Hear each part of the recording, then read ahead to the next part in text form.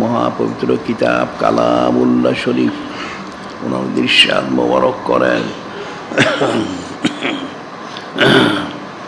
قل بفضل الله وبرحمته فبذلك فليفرحوا وخير مما يجمعون। যিনি খালিক, যিনি মালিক, যিনি রব, মহান আল্লাহ পাক, তিনি ওনার মহা সম্মানিত মহাপবিত্র হাবিব মাহবুব নূরে মুজাসসাম হাবিবুল্লাহ হুজুর পাক সাল্লাল্লাহু আলাইহি ওয়াসাল্লাম ওনাকে জানিয়ে দিচ্ছেন তিনি যেন সমস্ত কায়নাত বান্দা বান্দি উম্মত জিন ইনসান সবাইকে বলে দেন সকলে মহা সম্মানিত মহাপবিত্র ফজল মোবারক এবং মহা সম্মানিত মহাপবিত্র রহমত মোবারক সেখানকে লাভ করতে পেরেছে। এই জন্য তাদের সকলের দায়িত্ব হলো, কর্তব্য হলো, ফরজ হলো ওনার সম্মানার্থে শুকুর গুজারির সাথে ফালিয়া ফরাহু শরীফ খুশি মোবারক প্রকাশ করা। সুবহানাল্লাহ। আর এই খুশি মোবারক প্রকাশ করা হচ্ছে তাদের সকলের জিন্দিগির সমস্ত ইবাদত বন্দিগি থেকেও সর্বশ্রেষ্ঠ এবং সর্বোত্তম ইবাদত। সুবহানাল্লাহ। অর্থাৎ সমস্ত কায়নাতে একমাত্র যিনি সৈয়দুল মুরসালিন, যিনি ইমামুল মুরসালিন, যিনি খাতামুন নবীন নূরে মুজাসসাম হাবিবুল্লাহ হুজুর পাক সাল্লাল্লাহু আলাইহি ওয়াসাল্লাম ওনার সম্মানার্থে সর্বপ্রকার নিয়ামত মোবারক পেয়েছে, পাচ্ছে এবং অনন্তকাল ধরে পেতেই থাকবে। সুবহানাল্লাহ। আর আমরা সরাসরি নূরে মুজাসসাম হাবিবুল্লাহ হুজুর পাক সাল্লাল্লাহু আলাইহি ওয়াসাল্লাম ওনাকে লাভ করতে পেরেছি। সুবহানাল্লাহ। এবং ওনারই মহা সম্মানিত মহাপবিত্র রহমত মোবারক ওনার সম্মানার্থে আমরা এখানে অনন্তকাল ব্যাপী মহা সম্মানিত মহাপবিত্র সৈয়দুল আয়াত শরীফ মাহফিল জারি করা এবং এখানে আন্তর্জাতিক পবিত্র সুন্নত মোবারক প্রচার কেন্দ্র জারি করা সহ অনেক কিতাবাদি প্রকাশ করারও সুযোগ লাভ করেছি। সুবহানাল্লাহ।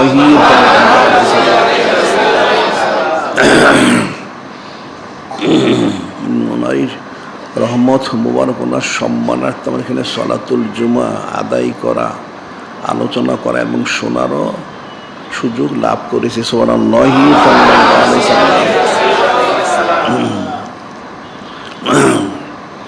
যিনি খালিক, যিনি মালিক, যিনি রব, মহান আল্লাহ, তিনি ইরশাদ মোবারক করেন,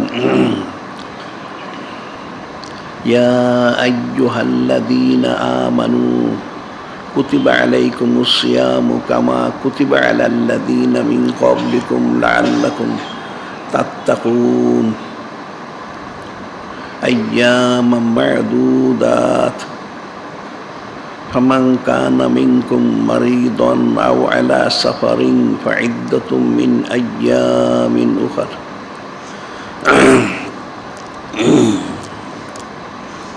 وعلى الذين يطيقونه فدية طعام مسكين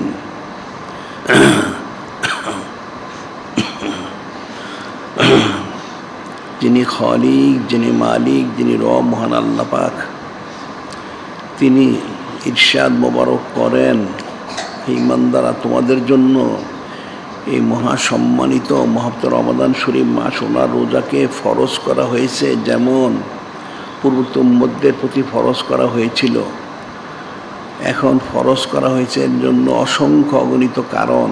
একটা যিনি খালিক, যিনি মালিক, যিনি রব মহান, তিনি ইরশাদ মোবারক করেছেন লাআল্লাকুম তাত্তাকুন, এর মাধ্যম দিয়ে তোমরা অবশ্যই মুত্তাকি হতে পারবে। সুবহানাল্লাহ। কারণ প্রত্যেক জিন ইনসান বান্দাবান্দি উম্মতের জন্য মুত্তাকি হচ্ছে মূল আমল। যদি সে মুত্তাকি হতে পারে তার ইহকাল পরকাল সর্বকালের জন্য সে কামিয়াবি হাসিল করবে। ইন্নাল্লাহা মাআল মুত্তাকিন ওয়ালামু আন্নাল্লাহা মাআল মুত্তাকিন, নিশ্চয় তোমরা জেনে রাখো যিনি খালিক, যিনি মালিক আল্লাহ, তিনি অবশ্যই মুত্তাকিদের সাথেই আছেন। সুবহানাল্লাহ। এবং ইন্না আকরামাকুম ইনদাল্লাহি আতকাকুম, নিশ্চয়ই তোমাদের মধ্যে ওই ব্যক্তি যিনি খলিক, যিনি মালিক, যিনি আল্লাহ সবচেয়ে বেশি প্রিয়, যিনি সবচেয়ে বেশি মুত্তাকি। সুবহানাল্লাহি। এখানে সম্মানিত রমাদান শরীফ মাস, ওনার রোজা রাখার মাধ্যম দিয়ে বান্দা বান্দি যিনি ইনসান হাকিকি মুত্তাকি হতে পারবে। এখন সেজন্য তাকে সেটা আমল করতে হবে। এখন রমাদান শরীফের রোজা যে আমাদের প্রতি ফরজ করা হলো, এটা ফরজটা করা হয়েছে দ্বিতীয় হিজরি শরীফে। এখন আমরা যে বর্তমানে রোজা রেখে থাকি, এটা কয়েকটা স্তরে এই অবস্থায় পৌঁছেছে। প্রথম যিনি খলিক, যিনি মালিক মহম্মদ ইরশাদ করলেন যে আইয়াম মা'দুদাত, তোমরা কয়েকদিন, অর্থাৎ এই হিজরি সনের মাসগুলি 29 অথবা 30 দিন হয়, এই 29 অথবা 30 দিন রোজা রাখতে হবে। এরপর বললেন ফামান কানা মিনকুম মারিদান আও আলা সাফারিন ফাইদ্দাতুম মিন আইয়ামিন উখার। প্রথম বললেন যে দেখো, তোমাদের রোজা রাখতে হবে, তবে যদি তোমরা অসুস্থ হও, মুসাফির হও, সফরে থাকো, অসুস্থতার ইচ্ছে করলে তখন রোজাটা না রেখে পরেও কাজা করতে পারবে। এরপর বললেন ওয়ালাল্লাযিনা ইয়াতীকুনাহু ফিদিয়াতুন তুআমু মিসকিন। প্রথম যিনি খলিক, যিনি মালিক তিনি রোজাটাকে ফরজ করে উম্মতের জন্য, এহসানের জন্য বললেন ঠিক আছে, তোমাদের যাদের রোজা রাখতে কষ্ট হয়, অভ্যস্ত যারা না, তোমরা ইচ্ছা করলে রোজা না রেখে গরিব মিসকিনকে খাদ্য খাওয়ায় ফিদিয়া দিয়ে দিল, রোজা না রাখলে চলবে প্রথম অবস্থায়। এটা প্রথম, যে রোজা না রেখে মিসকিন, গরিব মিসকিনকে খাদ্য খাওয়ালে ফিদিয়া দিলে এক রোজার পরিবর্তে একদিনের খাদ্য খাওয়াইতে হবে। যে রোজা রেখে থাকে বা রোজা ছেড়ে দিবে, সে যেরকম খায় সে পরিমাণ, তাহলে তার রোজা না রাখলেও চলবে। প্রথম এটা হুকুম দিলেন। এখন অনেকে রোজা রেখেছেন, অনেকে রাখেননি, খাওয়া মিসকিনকে খাদ্য দিয়েছেন। এরপর আল্লাহ পাক নাজিল করলেন পরবর্তী সময়ে ফামান শাহিদা মিনকুমুশ শাহর ফালিয়াসুম, ফামান শাহিদা মিনকুমুশ শাহর ফালিয়াসুম। এরপর বললেন যে এখন তোমাদের অবশ্যই রোজা রাখতে হবে, রমজান মাস পেলেই রোজা রাখতে হবে, ফরজ যায়নি। এখানে আর মিসকিনকে খাদ্য দিয়ে চলবে না। যাদের সাধ্য সামর্থ্য রয়েছে, মাত্র সুস্থ যারা, তারা অবশ্যই তাদেরকে রোজা রাখতে হবে। এখন ওই এখতিয়ারটা বাদ দিয়ে দেওয়া হলো, কিন্তু রোজা রাখতে হবে। এখন এটা দ্বিতীয় স্তর। এখন কখন থেকে কখন রোজা রাখতে হবে সেটা তখনও নির্দিষ্ট হুকুম মরক দেওয়া হয়নি। তো সাধারণত যেটা আমভাবে নিয়ম ছিল, সন্ধ্যার পরে যদি কেউ ঘুমিয়ে যেতেন তাহলে তখন থেকে তার রোজাটা শুরু হয়ে যেত।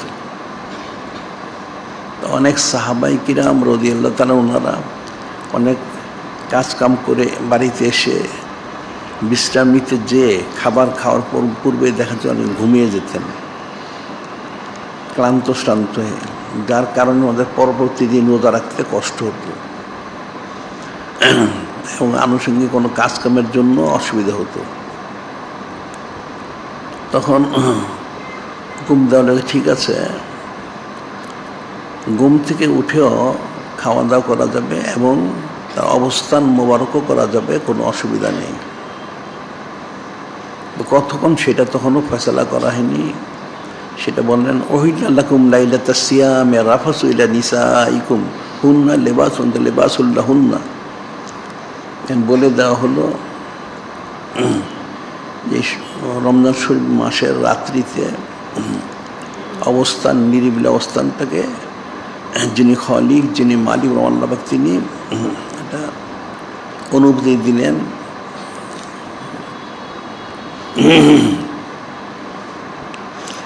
কারণ একজন আহাল তার আহলিয়ার আবরণ, আর একজন আহলিয়া তার আহালের তার হাল তার আবরণ। এই অনুষ্ঠিত হল তৃতীয় চতুর্থ স্তর। অর্থাৎ প্রথম স্তর হলো রোজা রাখার হুকুম দিলেন, এখতিয়ারও দিয়ে দিলেন। এখতিয়ারটা অবশ্য এরপরে দিয়েছেন। এর পরবর্তী হুকুম দিলেন যে রোজার মাস আসলেই রোজা রাখতেই হবে। এখন রোজার মাস রোজা রাখতে হবে কখন থেকে? যখন ঘুমিয়ে যাবে। এর পরবর্তী হুকুম দিলেন যে না, ঠিক আছে, ঘুম থেকে উঠেও কাজকাম সব সেরে তারপর যদি ঘুমায় তাহলে তখন থেকে রোজা শুরু হবে। এরপর আবার পরবর্তী সময় হুকুম করলেন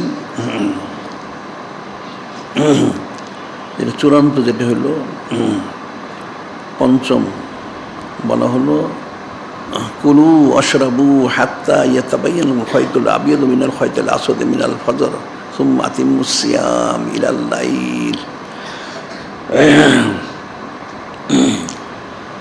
আল্লাহ পাক নাজিল করলেন যে আপনার খান পান করেন কতক্ষণ পর্যন্ত? কালা সুতা থেকে সাদা সুতা প্রকাশ, অর্থাৎ শুবে কাজিব থেকে শুবে সাদিক হওয়ার পূর্ব পর্যন্ত, এবং রোজাটা পুরা করবেন মাগরিব পর্যন্ত। এখানে সময়টা নির্দিষ্ট করে দেওয়া হলো যে এখন থেকে রোজা রাখতে হবে, শুবে সাদিক থেকে শুরু হবে মাগরিবের ওয়াক্ত হওয়া পর্যন্ত। এর মধ্যে সব বিরত থাকতে হবে, আর এর আগে পরে সব কাজ করা যাবে। এটা এই 5টা ধাপে রোজাটা পূর্ণতায় পৌঁছেছে। মানে কত বৎসরে পৌঁছেছে যদিও ইখতিলাফ আছে। এটা প্রায় 4 বৎসর, দ্বিতীয় হিজরি থেকে নাজিল হয়েছে, এরপর 4 বৎসরে পূর্ণতায় পৌঁছেছে। এখন রোজা রাখতেই হবে।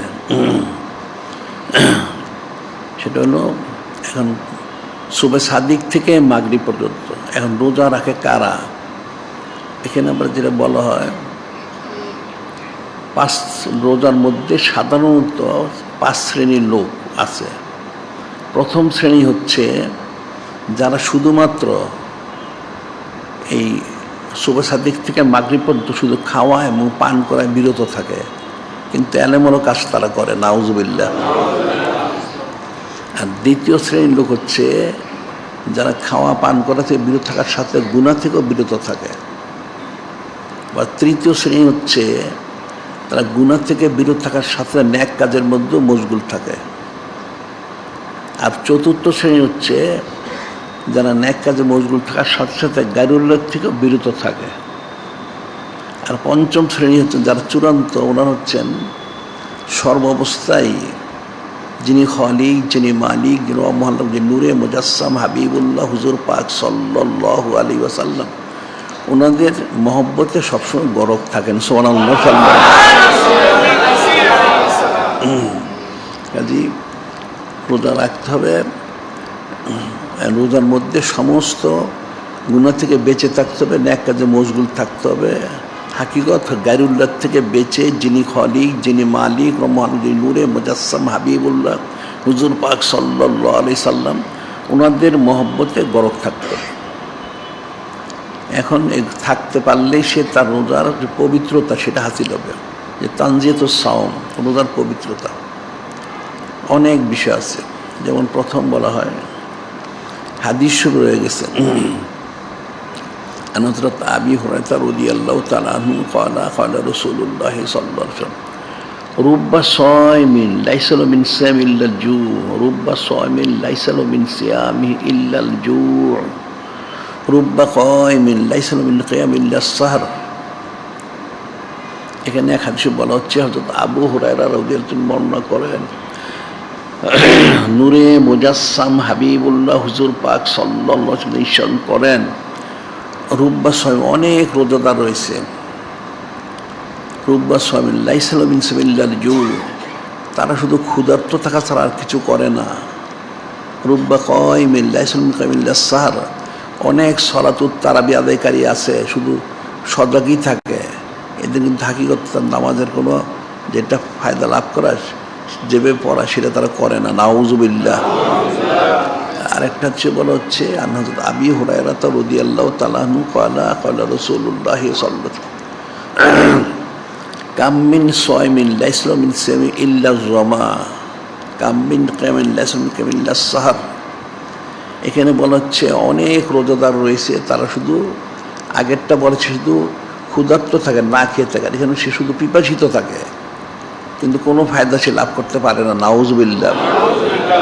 রাত্রে সলাতুত তারাবি সে আদায় করে, কিন্তু হাকিকত ফায়দা লাভ করতে তার শুধু সজাগ থাকাটাই তার হয়। নাউজুবিল্লাহ। অর্থাৎ যে হুকুম হাকামগুলি ছিল সেটা কিন্তু সে পালন করে না। নাউজুবিল্লাহ। আরেকটা বলা হচ্ছে আন হযরত আবী হুরায়রা রাদিয়াল্লাহু তাআলা আনহু ক্বালা ক্বালা রাসূলুল্লাহ সাল্লাল্লাহু আলাইহি ওয়াসাল্লাম মান লাম ইয়াদা কাওলা যুর ওয়া আমিলা বিহি ফালাইসা লিল্লাহি হাজাতুন ফি আইয়াদা তাআমাহু ওয়া শারাবাহু। হযরত আবু হুরায়রা রাদিয়াল্লাহু তাআলা আনহু তিনি বর্ণনা করেন, নূরে মুজাসসাম হাবিবুল্লাহ হুজুর পাক সাল্লাল্লাহু আলাইহি ওয়াসাল্লাম ইরশাদ করেন, মান লাম ইয়াদা কাওলা যুর ওয়া আমালা বিহি, যে মিথ্যা কথা ছাড়তে পারলো না এবং এই সমস্ত হারাম কাজ থেকে বিরত থাকতে পারলো না, ফালাইসা লিল্লাহি হাজাতুন ফি আইয়াদা তাআমাহু ওয়া শারাবাহু, এই সমস্ত ব্যক্তির খাদ্য পানীয় পরিত্যাগ করে থাকার কোনো জরুরত নেই। আল্লাহ পাক এটা কোনো প্রয়োজন মনে করেন না। নাউজুবিল্লাহ। যে মান লাম ইয়াদা কাওলা যুর ওয়া আমালা বিহি, মিথ্যা বলা থেকে বিরত থাকতে পারে না এবং তার অনুসারে আমলগুলি অর্থাৎ শরীরের খেলাপ আমল থেকে বিরত থাকতে পারে না, ফালাইসা লিল্লাহি হাজাতুন, আল্লাহ পাক তার এই রোজার কোনো প্রয়োজন নেই। নাউজুবিল্লাহ। আইয়াদা তাআমাহু ওয়া শারাবাহু, সে শুধু খাদ্য পানীয় ত্যাগ করে থাকবে, তার এই রোজার কোনো প্রয়োজন নেই। নাউজুবিল্লাহ। অর্থাৎ তার রোজাটা কবুল হবে না। এখন এই যে বিষয়টা, সেটা অনেক ব্যাখ্যা বর্ণনা, তো আমি সংক্ষেপে কয়েকটা বলবো। সেটা হলো যেমন একটা বিষয়, সেটা হলো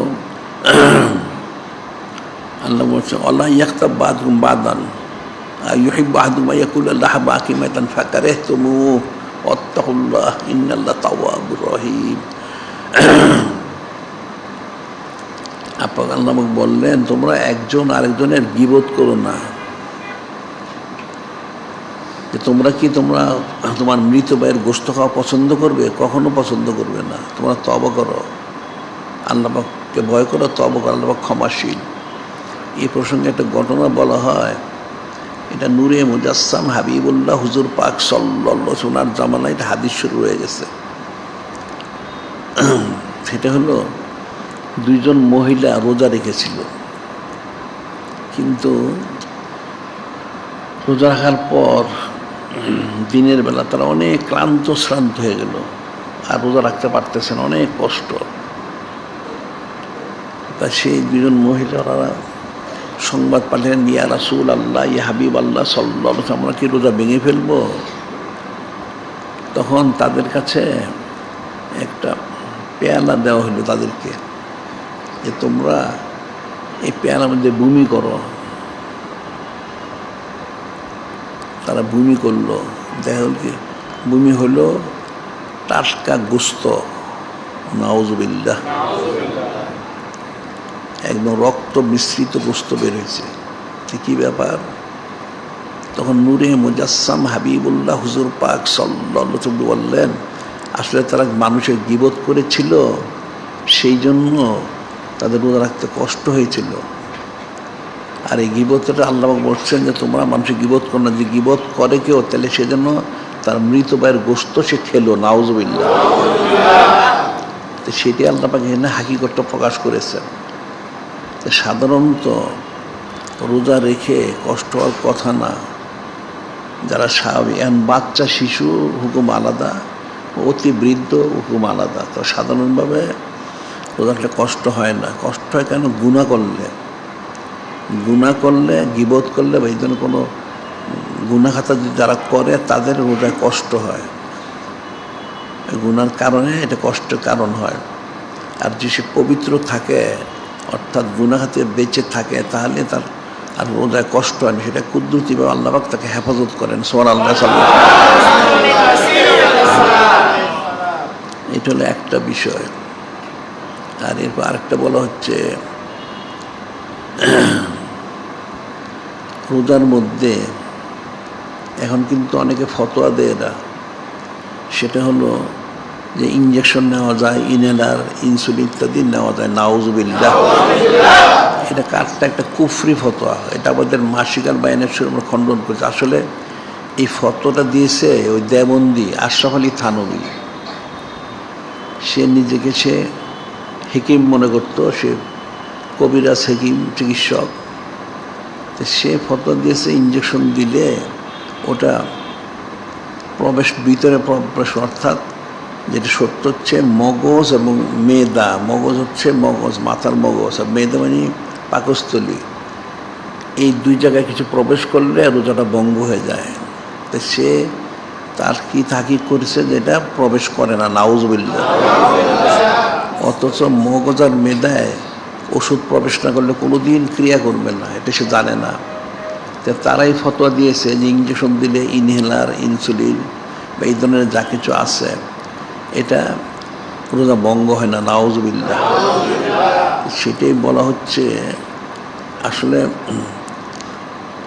হযরত ইবনে আব্বাস বর্ণিত, আনহু ইব্বাস আল ফাতরু মিম্মা দাখালা লাইসা মিম্মা খারাজা। আল ফাতরু মিম্মা দাখালা লাইসা মিম্মা খারাজা। রোজাটা ভঙ্গ হয় কিছু প্রবেশ করলে, বের হইলে না। রোজা কিছু বের হইলে সাধারণত ভঙ্গ হয় না, শুধু হলো প্রবেশ করলে। এখন ইঞ্জেকশন যদি দেয়, ইনহেলার নেয়, ইনসুলিন দেয়, এগুলি ভিতরে প্রবেশ করে। প্রবেশ করে এটা রক্ত মিশ্রিত হয়ে ক্রিয়া করে। একটা লোকের মাথায় সমস্যা হইল, পেটের সমস্যা হইল, শরীরের সমস্যা হইল, তো ইঞ্জেকশনটা দেওয়া তার হাতের মধ্যে, তাহলে ওটা মাথার ক্রিয়া করে কি করে, বা তার পেটের শরীরে ক্রিয়া করে কি করে? এইটা রক্তে মিশ্রিত হয়ে কাজটা করে, এবং সেটা মগজ এবং মেদায়, মগজে প্রবেশ করে, মেদায় প্রবেশ করে, জন্য ইঞ্জেকশন রোজাটা ভঙ্গ হয়ে যায়। যে হাদিস শরীফ আছে, আবি সাইদ খুদরি রাদিয়াল্লাহু তাআলা আনহু ক্বালা রাসূলুল্লাহ সাল্লাল্লাহু আলাইহি ওয়াসাল্লাম সালাসুন লা ইয়াফতিনা সায়ম, সালাসুন লা ইয়াফতিনা সায়ম। তিনটা জিনিসে রোজা নষ্ট করে না। আল হিজামাতু ওয়াল কাইয়ু ওয়াল ইহতিলাম। আল হিজামাতু ওয়াল কাইয়ু ওয়াল ইহতিলাম। হিজামাত বলা, হিজামা নেয় সিংহা, সিংহা দিয়ে কিন্তু কিছু প্রবেশ করে না, রক্তটা টেনে বের করে, এতে রোজা ভঙ্গ হবে না। রোজা রেখে কেউ যদি রক্ত দেয় তার চিকিৎসার জন্য, পরীক্ষার জন্য, সেটা রোজা ভঙ্গ হবে না, কিন্তু কিছু প্রবেশ করালে রোজা ভঙ্গ হবে। আচ্ছা, আবার বলা হচ্ছে অল কাইয়ু, ভূমি। এখন ভূমির আবার আলাদা মাসালা রয়ে গেছে, সেটা হলো হাদিস শরীফে রয়ে গেছে। হযরত আবি হুরায়রা রাদিয়াল্লাহু তাআলা আনহু ক্বালা রাসূলুল্লাহ সাল্লাল্লাহু আলাইহি ওয়াসাল্লাম মান জারাল কাইয়ু ওয়া সায়ম ফালাইসা লিকাদা মান ইস্তাকা আমাদান ফালিয়াকদি। বলা হচ্ছে মান জারাল কাইয়ু ওয়া সায়ম ফালাইসা লিকাদা মান ইস্তাকা আমাদান ফালিয়াকদি। রোজার মধ্যে কেউ যদি বমি হয়, রোজা ভঙ্গ হয় না, কিন্তু ইচ্ছাকৃত করলে তখন ভঙ্গ। কতটুকু সেটা, এটা বলা হচ্ছে কেউ যদি মুখ ভরে বমি করে, এটা যদি অনিচ্ছাকৃত হয় তাহলে রোজা ভঙ্গ হবে না, ইচ্ছাকৃত করলে রোজা ভঙ্গ হবে। আচ্ছা, আবার মুখে কিছু এসে বমি ভিতরে চলে গেল, কিছু বমি মুখে এসে অনেক সময় মানুষের হয়, অথচ সে সাহরি করলো, পরে নামাজ পড়তে আসলো, মানুষ হঠাৎ করে ডেকুর আসলো, কিছু বের হইলো, আবার ভিতরে চলে গেল, এরকম হয়। এখন যদি অল্প কিছু হয়, এসে আপসে আপ ভিতরে চলে যায়, আপসে আপ, ইচ্ছাকৃত না, তাইলে রোজা ভঙ্গ হবে না। আর ইচ্ছাকৃত সে গিলে ফেলে তাইলে রোজা ভঙ্গ হবে। এখানে কতগুলি মাসালা। একটা হলো, প্রথম হইল মুখ ভরে বমি করলে, এই বমিটা যদি ইচ্ছাকৃত হয় তাহলে রোজা ভঙ্গ হবে, আর অনিচ্ছাকৃত হলে রোজা ভঙ্গ হবে না।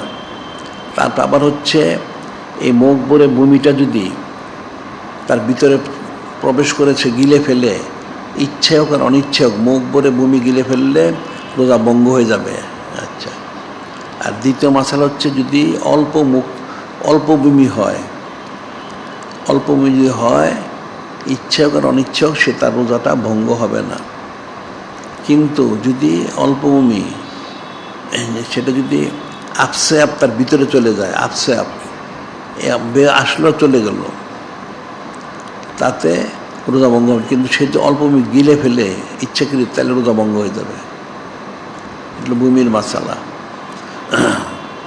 আর এখানে আল হিজামত হচ্ছে সিঙ্গা দেওয়া বা ইঞ্জেকশন, এই ধরনের যেগুলি যদি ইঞ্জেকশনটা হলো ভিতরে প্রবেশ করায়, আল হুকনা বলা হয়, আর সিঙ্গাটা বের করে, সেটা হচ্ছে আল ফাতরু মিম্মা দাখালা লাইসি মিম্মা খারাজা।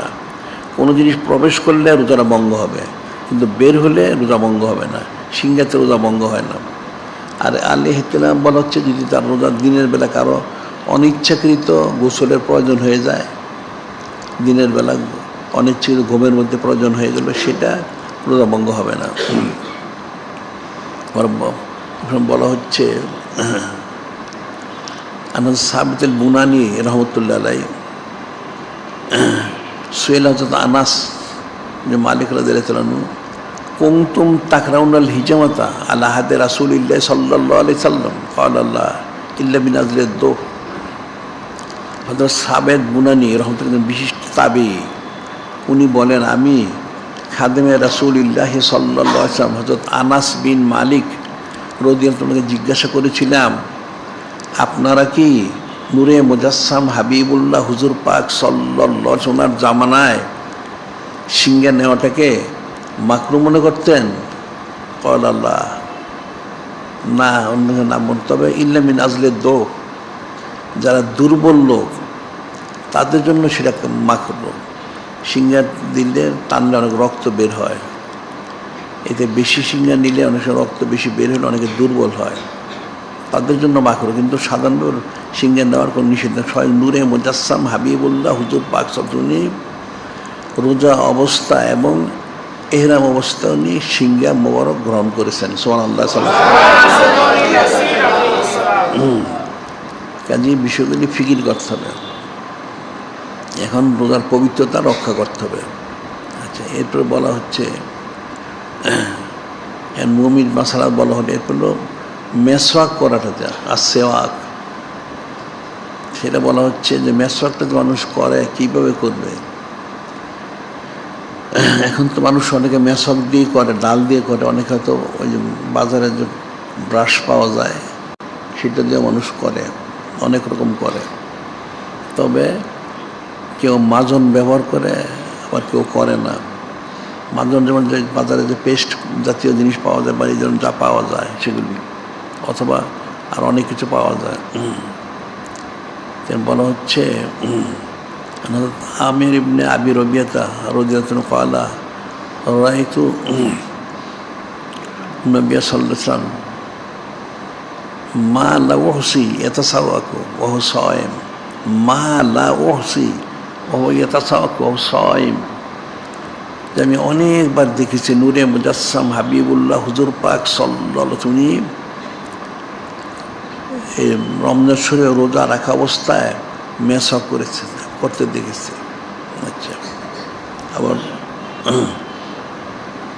আরেকজন তাবী হযরত আব্দুল ইবনে গানাম রাহমাতুল্লাহ আলাইহি কানা সালতু হযরত মুআয ইবনে জাবালিন রাদিয়াল্লাহু তাআলা আনহু আতাসাওয়াকু ওয়া আনা সায়িম। আব্দুল ইবনে গানাম রাহমাতুল্লাহ আলাইহি উনি বিশিষ্ট তাবী, উনি ফকির উম্মত মুআয বিন জাবাল রাদিয়াল্লাহু জিজ্ঞাসা করলেন, আতাসাওয়াকু ওয়া আনা সায়িম, আমি কি রোজা রাখা অবস্থায় মেসওয়াক করতে পারবো? বলল না।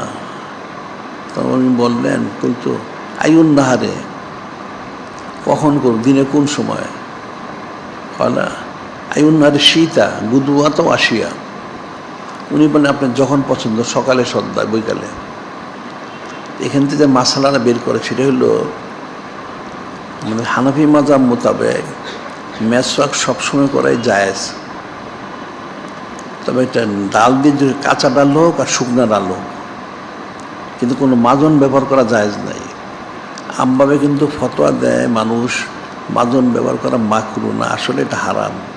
কারণ মাজন যদি কোনো পেস্ট হোক বা অন্য আর কিছু যা আছে মানুষ ব্যবহার করে, এই বিষয়গুলি যদি মুখে মাঝে ইচ্ছা অনুযায়ী ভিতর প্রবেশ করতে পারে, এই জন্য কোনো কিছু ছাড়া শুধু ডাল দিয়ে মেসওয়াক করো, অথবা কেউ যদি মনে করে তার ব্রাশ দিয়ে সে মেসওয়াক করে বা হাত দিয়েও করে, কিছু মাজন ব্যবহার করতে পারবে না। মাজন ব্যবহার করা হচ্ছে হারাম মেসওয়াকের সময়।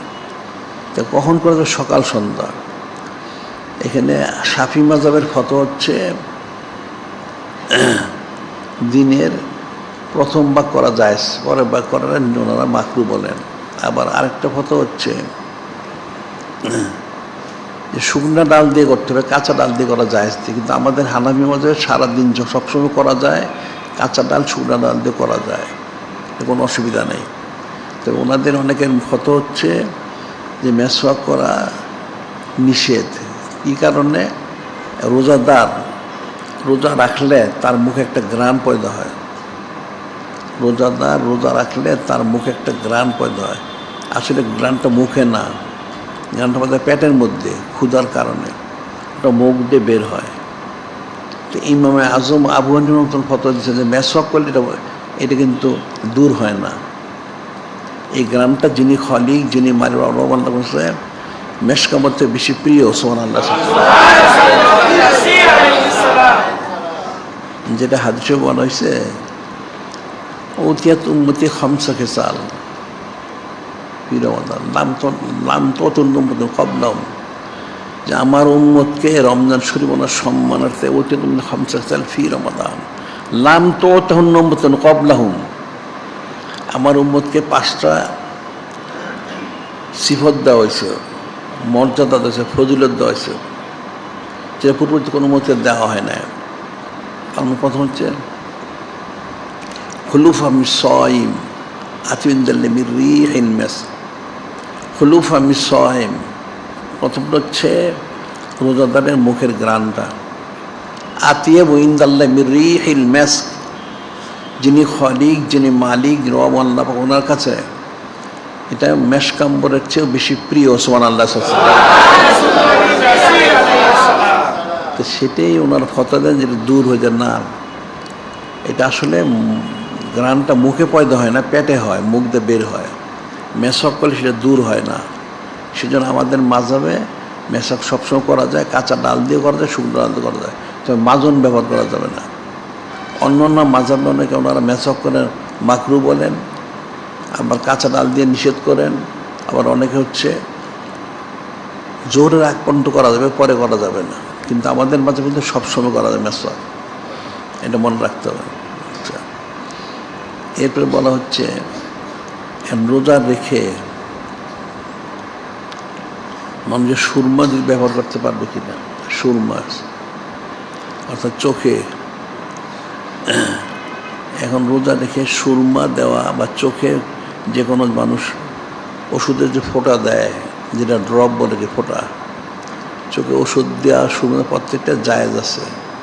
হাদিস শরীফ আছে, আনাসিন রাদিয়াল্লাহু আনহু ক্বালা জা রাজুলুন ইলান নবী সাল্লাল্লাহু আলাইহি সাল্লাম ফাকালা ইশতাকাইতু আইনাইয়া আফাকতালুনা সাইম ক্বালা নাম। হযরত আনাস বিন মালিক রাদিয়াল্লাহু বলেন, একজন সাহাবী আসলেন, এসে বললেন, ইয়া রাসূলুল্লাহ, হাবিব আল্লাহ সাল্লাল্লাহু আলাইহি সাল্লাম, আমার চোখের মধ্যে কিছু সমস্যা আছে, আমি কি রোজা রেখে চোখে সুরমা দিতে পারবো? বললেন, হ্যাঁ দিতে পারবেন সুবহানাল্লাহ। আর উম্মুল মুমিনিন সালেসা সিদ্দিকা উনি বলতেছেন, আন উম্মুল মুমিনিন সিদ্দিকা ক্বালাত ইকতালান নবী সাল্লাল্লাহু আলাইহি ওয়া সাল্লাম ওয়া সায়েম, ইকতালান নবী সাল্লাল্লাহু আলাইহি ওয়া সাল্লাম, উম্মুল মুমিনাত সালেসা সিদ্দিকা আলাইহিস সালাম তিনি বলেন যে নূরে মুজাসসাম হাবিবুল্লাহ হুজুর পাক সাল্লাল্লাহু আলাইহি ওয়াসাল্লাম তিনি রোজা অবস্থায় সুরমা মোবারক দিয়েছেন সুবহানাল্লাহ।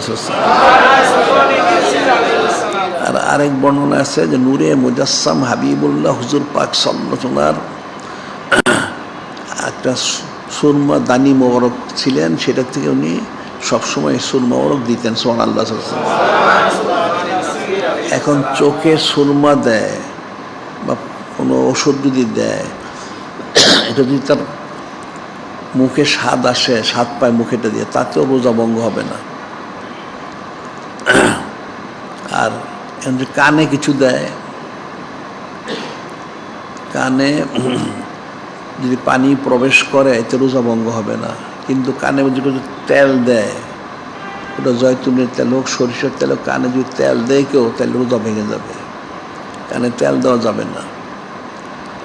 ওটা যদি গোসল করতে যে কানে পানি প্রবেশ করে বা যে কোনোভাবে পানি প্রবেশ করলে এটা রোজা ভঙ্গ হবে, কিন্তু তেল যদি দেয় তাহলে রোজা ভঙ্গ হবে।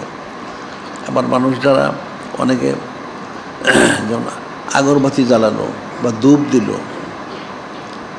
অথবা অনেক সময় ওই মশার ঔষধ অনেক দিনের বেলাও জ্বালায়, এই যে দোয়াগুলি যদি সে গ্রহণ করে তাহলে অবশ্যই তার রোজা ভেঙে যাবে।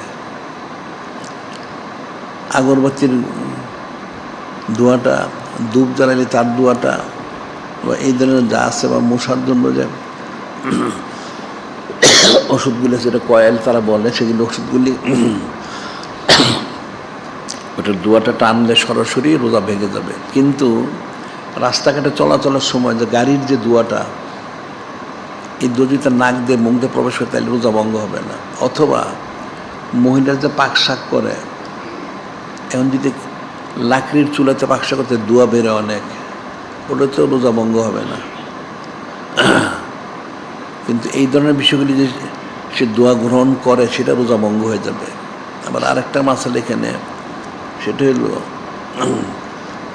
এখন যারা পাক করে, বিশেষ করে মহিলারা পাক করে, পুরুষরাও পাক করে, এখন পাক করার পরে সেটার জন্য অনেক সময় তারা এটা স্বাদটা দেখে, লবণ বা ইত্যাদি ঠিক আছে কি না, এই জন্য তারা মুখে একটু দেয়। এটা কিন্তু রোজা অবস্থা দেওয়া জায়েজ নাই। কিন্তু যদি এরকম হয়, এটা দেওয়াটা আসলে জায়েজ নেই। যদি এরকম হয় যে একজন মহিলা তার আহার, সে একটা জালেম শ্রেণীর, নাউজুবিল্লাহ, যে কোনো কিছু কম বেশি হলে তরকারির মধ্যে সে জুলুম করে, তখন সে জুলুম থেকে বাঁচার জন্য সে ইচ্ছে করলে অল্প একটু নিয়ে তার জীবনের মধ্যে নিয়ে যদি 7টার দিকে আবার তাড়াতাড়ি সে থুতু করে ফেলে দিবে বা কুলি করে ফেলবে, যাতে ভিতরে প্রবেশ না করে। ওই অবস্থায় ওই সমস্ত মহিলাদের জন্য ওজোরে এটা হুকুম দেওয়া হয়েছে যে তারা এটা করতে পারবে ওজোরে, মাজুর হিসাবে। কিন্তু সাধারণভাবে এটা করা নিষেধ, কারণ ইচ্ছা অনিচ্ছে ভিতরে প্রবেশ করতে পারে, এই জন্য এভাবে করা যাবে না। আর কোনো দোয়া গ্রহণ করা যাবে না। কিন্তু রাস্তাঘাটে গাড়ির দোয়া, পাক শাকের দোয়া, সেটাতে রোজা ভঙ্গ হবে না। আচ্ছা, এরপরে বলা হচ্ছে যে রোজা অবস্থায় অনেকে খুব গরম পড়লে অনেকে বেশি বেশি গোসল করতে পারবে কি না, বা ওযু করতে পারবে না। হ্যাঁ, ওইটা করতে পারবে। হাদিস শরীফ আছে, আনবাজ আসবেন নবী সাল্লাল্লাহু আলাইহি সাল্লাম قال رأيت النبي صلى الله عليه وسلم بالأرض يصب على رأس الماء وهو صائم من العطش أو حر। একজন সাহাবী, এটা সাহাবাই কিনা আপনারা বর্ণনা করতেছেন, আমরা দেখেছি নূরে মুজাসসাম হাবিবুল্লাহ হুজুর পাক সাল্লাল্লাহু আলাইহি ওয়াসাল্লামকে আরজ নামক একটি স্থানে উনি রোজা মোবারক রেখেছিলেন। ওনার নুরুল হুদা মাথা মোবারকে পানি দেওয়া হচ্ছিল। কেন? তো ওই সাহাবীরা যখন বলতে, আমরা এটা জানি না কেন, তবে আমাদের মনে হয় মিনাল আতশে আল হাররে, অর্থাৎ গরমের কারণে অথবা শুষ্কতার কারণে, গরমের কারণে অথবা শুষ্কতার কারণে এই পানি মোবারক দেওয়া হচ্ছিল। এটাতে যে মাসালাটা বের করা হয়েছে সেটা হলো, এখন কেউ যদি গরমের কারণে মাথায় পানি দেয় বেশি, অর্থাৎ অজু করে গোসল করে, এতে রোজার কোনো সমস্যা হবে না, এটা করা জায়েজ রয়ে গেছে। এটা গরমের কারণে হোক আর শুষ্কতার কারণে হোক, দুইটাই জায়েজ আছে।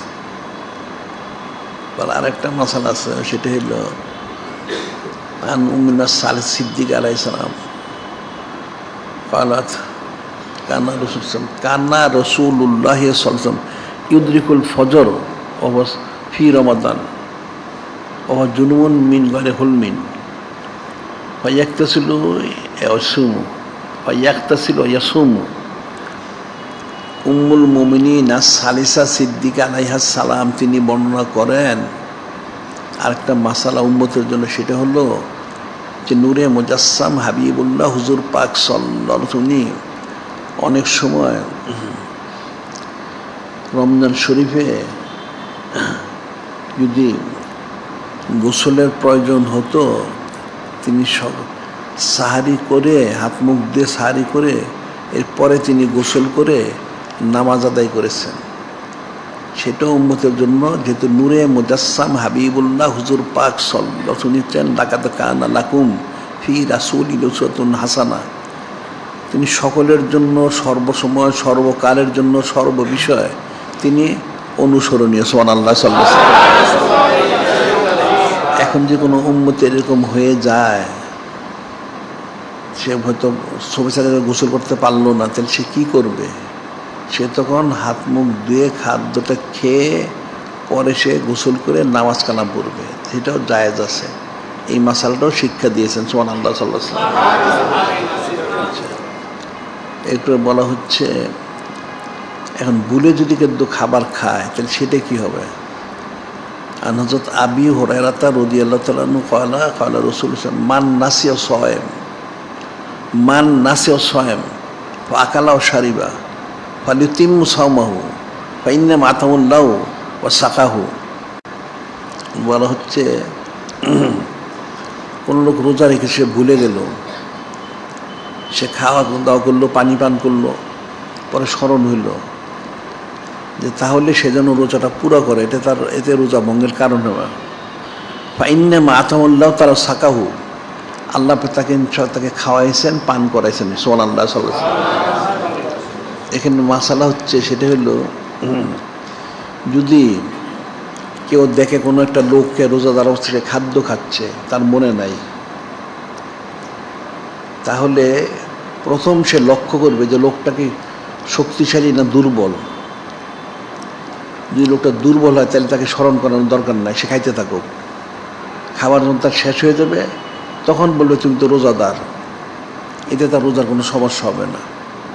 আর যে লোকটা শক্তিশালী হয় তাহলে তাকে বলবে কখন, এখন তার মুখের মধ্যে খাবার আছে, এখন বলবে না, কারণ মুখে খাবার থাকলে সে ফেলতে পারবে না, গিলতে পারবে না। যখন খাবারটা সে গিলে ফেলবে, নতুন করে যখন খাবার নিতে যাবে, শক্তিশালী তাকে সর্বতীব্র রোজাদার।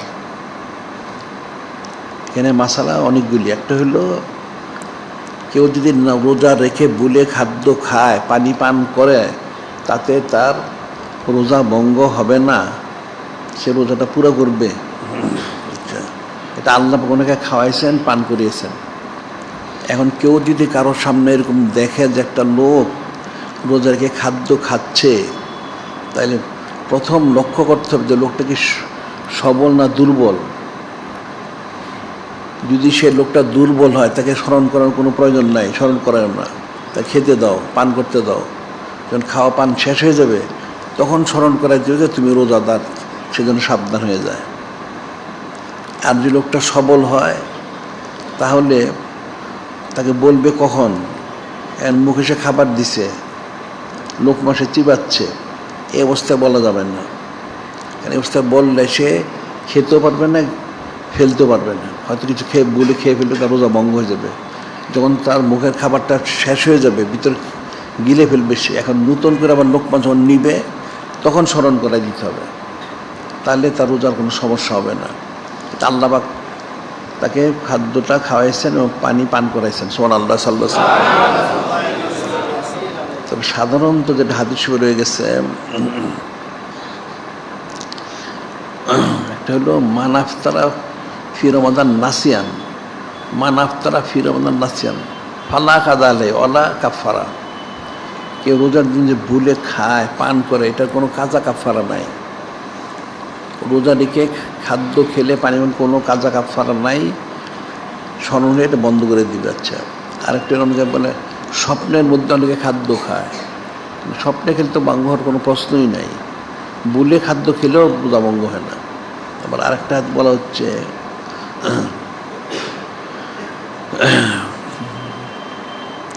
মান আফতারা ইউমি রমাদান, মান আফতারা ইউমি রমাদান মিন গায়রে রুখসাতিন ওয়ালা মারাদিন ফালাম ইয়াকদি আনহু সামুদ্ধারে কুল্লান সমাহু। যে কোনো ব্যক্তি সে মিন গায়রে রুখসাতিন ওয়ালা মারাদিন, সে অসুস্থ না, সে তার ওজন নাই, কিন্তু ইচ্ছাকৃত সে রোজাটা ভাঙল কোনো লোক, নাউজুবিল্লাহ, তাহলে বলা হচ্ছে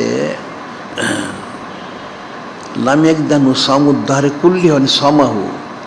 এই রোজার যে এত ফজিলত, এখন সে যদি যুগ যুগ ধরে সারা জীবনও রোজা রাখে নফল, এই রোজার যে ফজিলত সেটা কিন্তু সে হাসিল করতে পারবে না।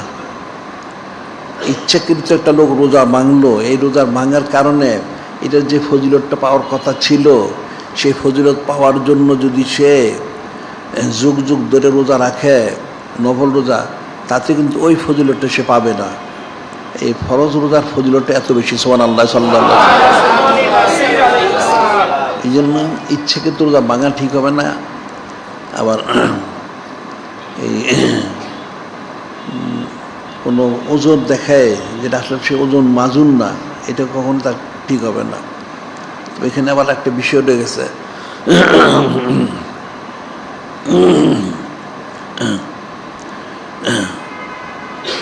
রোজা ভঙ্গ করা নিষেধ। মুসাফিরের জন্য কিন্তু আমাদের মাযহাব মোতাবেক রোজা রাখাটাই উত্তম। এখন যদি সফরে যে সে কষ্ট পায়, এখন রোজা রাখতে কষ্ট হচ্ছে, বা থেকে তার সাহারিতে অসুবিধা আছে, নানান সমস্যা আছে, তখন সে ইচ্ছে করলে ভাঙতে পারে, তবে পরে সেটা কাজা করে নেবে। সেটাই বলা হয়েছে আয়াত শরীফে, পরে কাজা করে নেবে। তাহলে আরেকটা মাসাল হচ্ছে, রোজা রাখলে তখন সে মানুষের মুখে থুতু জমে, অনেক সময় থুতু জমে, তো অনেকে বারবার থুতু ফেলে। এত থুতু ফেলার প্রয়োজন নাই, যাই অল্প জমলে সে যদি গিলে ফেলে তাতে রোজা ভঙ্গ হবে না। মুখে যদি রোজা অবস্থায় থুতু জমে, অল্প হোক বা যাই হোক, ওটা যদি সে গিলে ফেলে, তাহলে এতে কিন্তু রোজা ভঙ্গ হয় না। এটা রোজা পবিত্রতার কোনো ত্রুটি হয় না, এটা মনে রাখতে হবে। এখন রোজার পবিত্রতার সার্বিক বিষয়টাকে গুরুত্ব, তাহলে সে লাআল্লাকুম তাত্তাকুন, সে মুত্তাকি হইতে পারবে। এখন রমজান শরীর রোজাটা আল্লাহ পাক ধাপে ধাপে 5 ধাপ এটাকে পূর্ণতে পৌঁছেছেন। এখন আমরা যেভাবে রোজা রেখে থাকি, এটা হলো পূর্ণতা প্রাপ্ত রোজা, এখানে কোনো গাফলতি করা যাবে না। এখন যদি ওজোর থাকে, অসুস্থ হয়, মুসাফির, তাহলে সে রোজা ভেঙে পরবর্তী সময় সে রাখবে। এখন যদি কোনো লোকের এমন অসুস্থকে ইঞ্জেকশন দেওয়া দরকার, স্যালাইন দেওয়া দরকার, ইনসুলিন দেওয়া দরকার, ইনহেলার নেওয়া দরকার, ইত্যাদি ইত্যাদি, ওই যে অনেকের নেবুলাইজ করে, এগুলি প্রয়োজন। এই যে বিষয়গুলি যদি মাজুর হয়, তাহলে রোজা ভেঙে সেটা করবে। এখন এটা করবো আবার রোজাও রাখবে, এটা কখনো হবে না। যারা এগুলি ব্যবহার করে তার রোজা কখনোই হবে না, তার ইহকাল শেষ, পরকাল শেষ, নাউজুবিল্লাহ। তারপর বলা যায় শায়কে ফানি। শায়কে ফানি হলো অতি বৃদ্ধ 80 বছরের বেশি, অতি বৃদ্ধ বা আরও বেশি হইতে পারে, কমও হইতে পারে, যে রোজা রাখার যে উপযুক্ত না, সে রোজা রাখতে পারবে না কোনো মতেই না। তাহলে রোজা রাখতে না পারলে ফিদিয়া দিবে, ঠিক আছে। এরপরে যদি কখনো সেই লোকটা শক্তিশালী হয়, রোজা রাখার উপযুক্ত হয়, তখন কিন্তু তাকে আবার ওই পিছনে রোজাগুলি কাজা করতে হবে। আপাতত রোজার ফিদিয়াটা দিয়ে দিবে। রোজার ফিদিয়া কত দিবে, এটি কিন্তু এখানে একটা মাসালা আছে। সেটা হলো এখন সাধারণত এক ফিতরা আম ফতোয়া, এটা আম সাধারণত এক ফিতরা। এখন আমাদের দেশে এক ফিতরা হচ্ছে 116 টাকা। তাহলে একটা 116 টাকা ফিদিয়া একদিন। কিন্তু শরীরের মাসালা হচ্ছে যদি কোনো মিসকিনকে খাদ্য খাওয়ায় তাহলে সে যে পরিমাণ খায় সেরকম খাওয়াইতে হবে। একটা ধরুন গরিব লোক, সে অনেক আমভাবে সাধারণ খায়, হয়তো তার 116 টাকা খাবার হতেও পারে, কিন্তু একটা সচ্ছল লোক সে কিন্তু 116 তার খাবার হবে না। সে দিনে দেখা যায় 1000 টাকা খায়। সে একটা ধনী লোক মাছ গোস্ত খায়, এটা সেটা অনেক কিছু খায়, দিনে 1000 টাকা 2000 টাকা খায় সে। তাইলে কত ফিতরা সে ফিদিয়া দিবে? আমভাবে হচ্ছে এক সদাকতুল ফিতির, এটা মনে রাখবা। আর খাস ফতোয়া যেটা, সেটা হলো যে যেরকম খাবার খায় সে পরিমাণ খাদ্য খাওয়াইতে হবে, অথবা সেই পরিমাণ পয়সা দিবে। তাহলে একটা লোক সম্পদশালী দিনে 1000 টাকার খায় বা 2000 টাকার খায়, কম বেশি খায়, তাহলে ওই পরিমাণ তাকে এই রোজার যে ফিদিয়াটা দিবে সেই পরিমাণ দিতে হবে, এটা মনে রাখতে হবে। অনেকে যখন বিদেশ থেকে বলে সে রোজা রাখতে পারে না, তো বাংলাদেশে ফিদিয়া দেওয়ার জন্য এক ফেতরা, তো বিদেশের টাকা আমাদের সাথে একদম মিলে না। তো তাদের 1 টাকা আমাদের এখানে এসে 100 টাকা হয়ে যায়। তো এখানে তো 1 টাকা দিলে হবে না।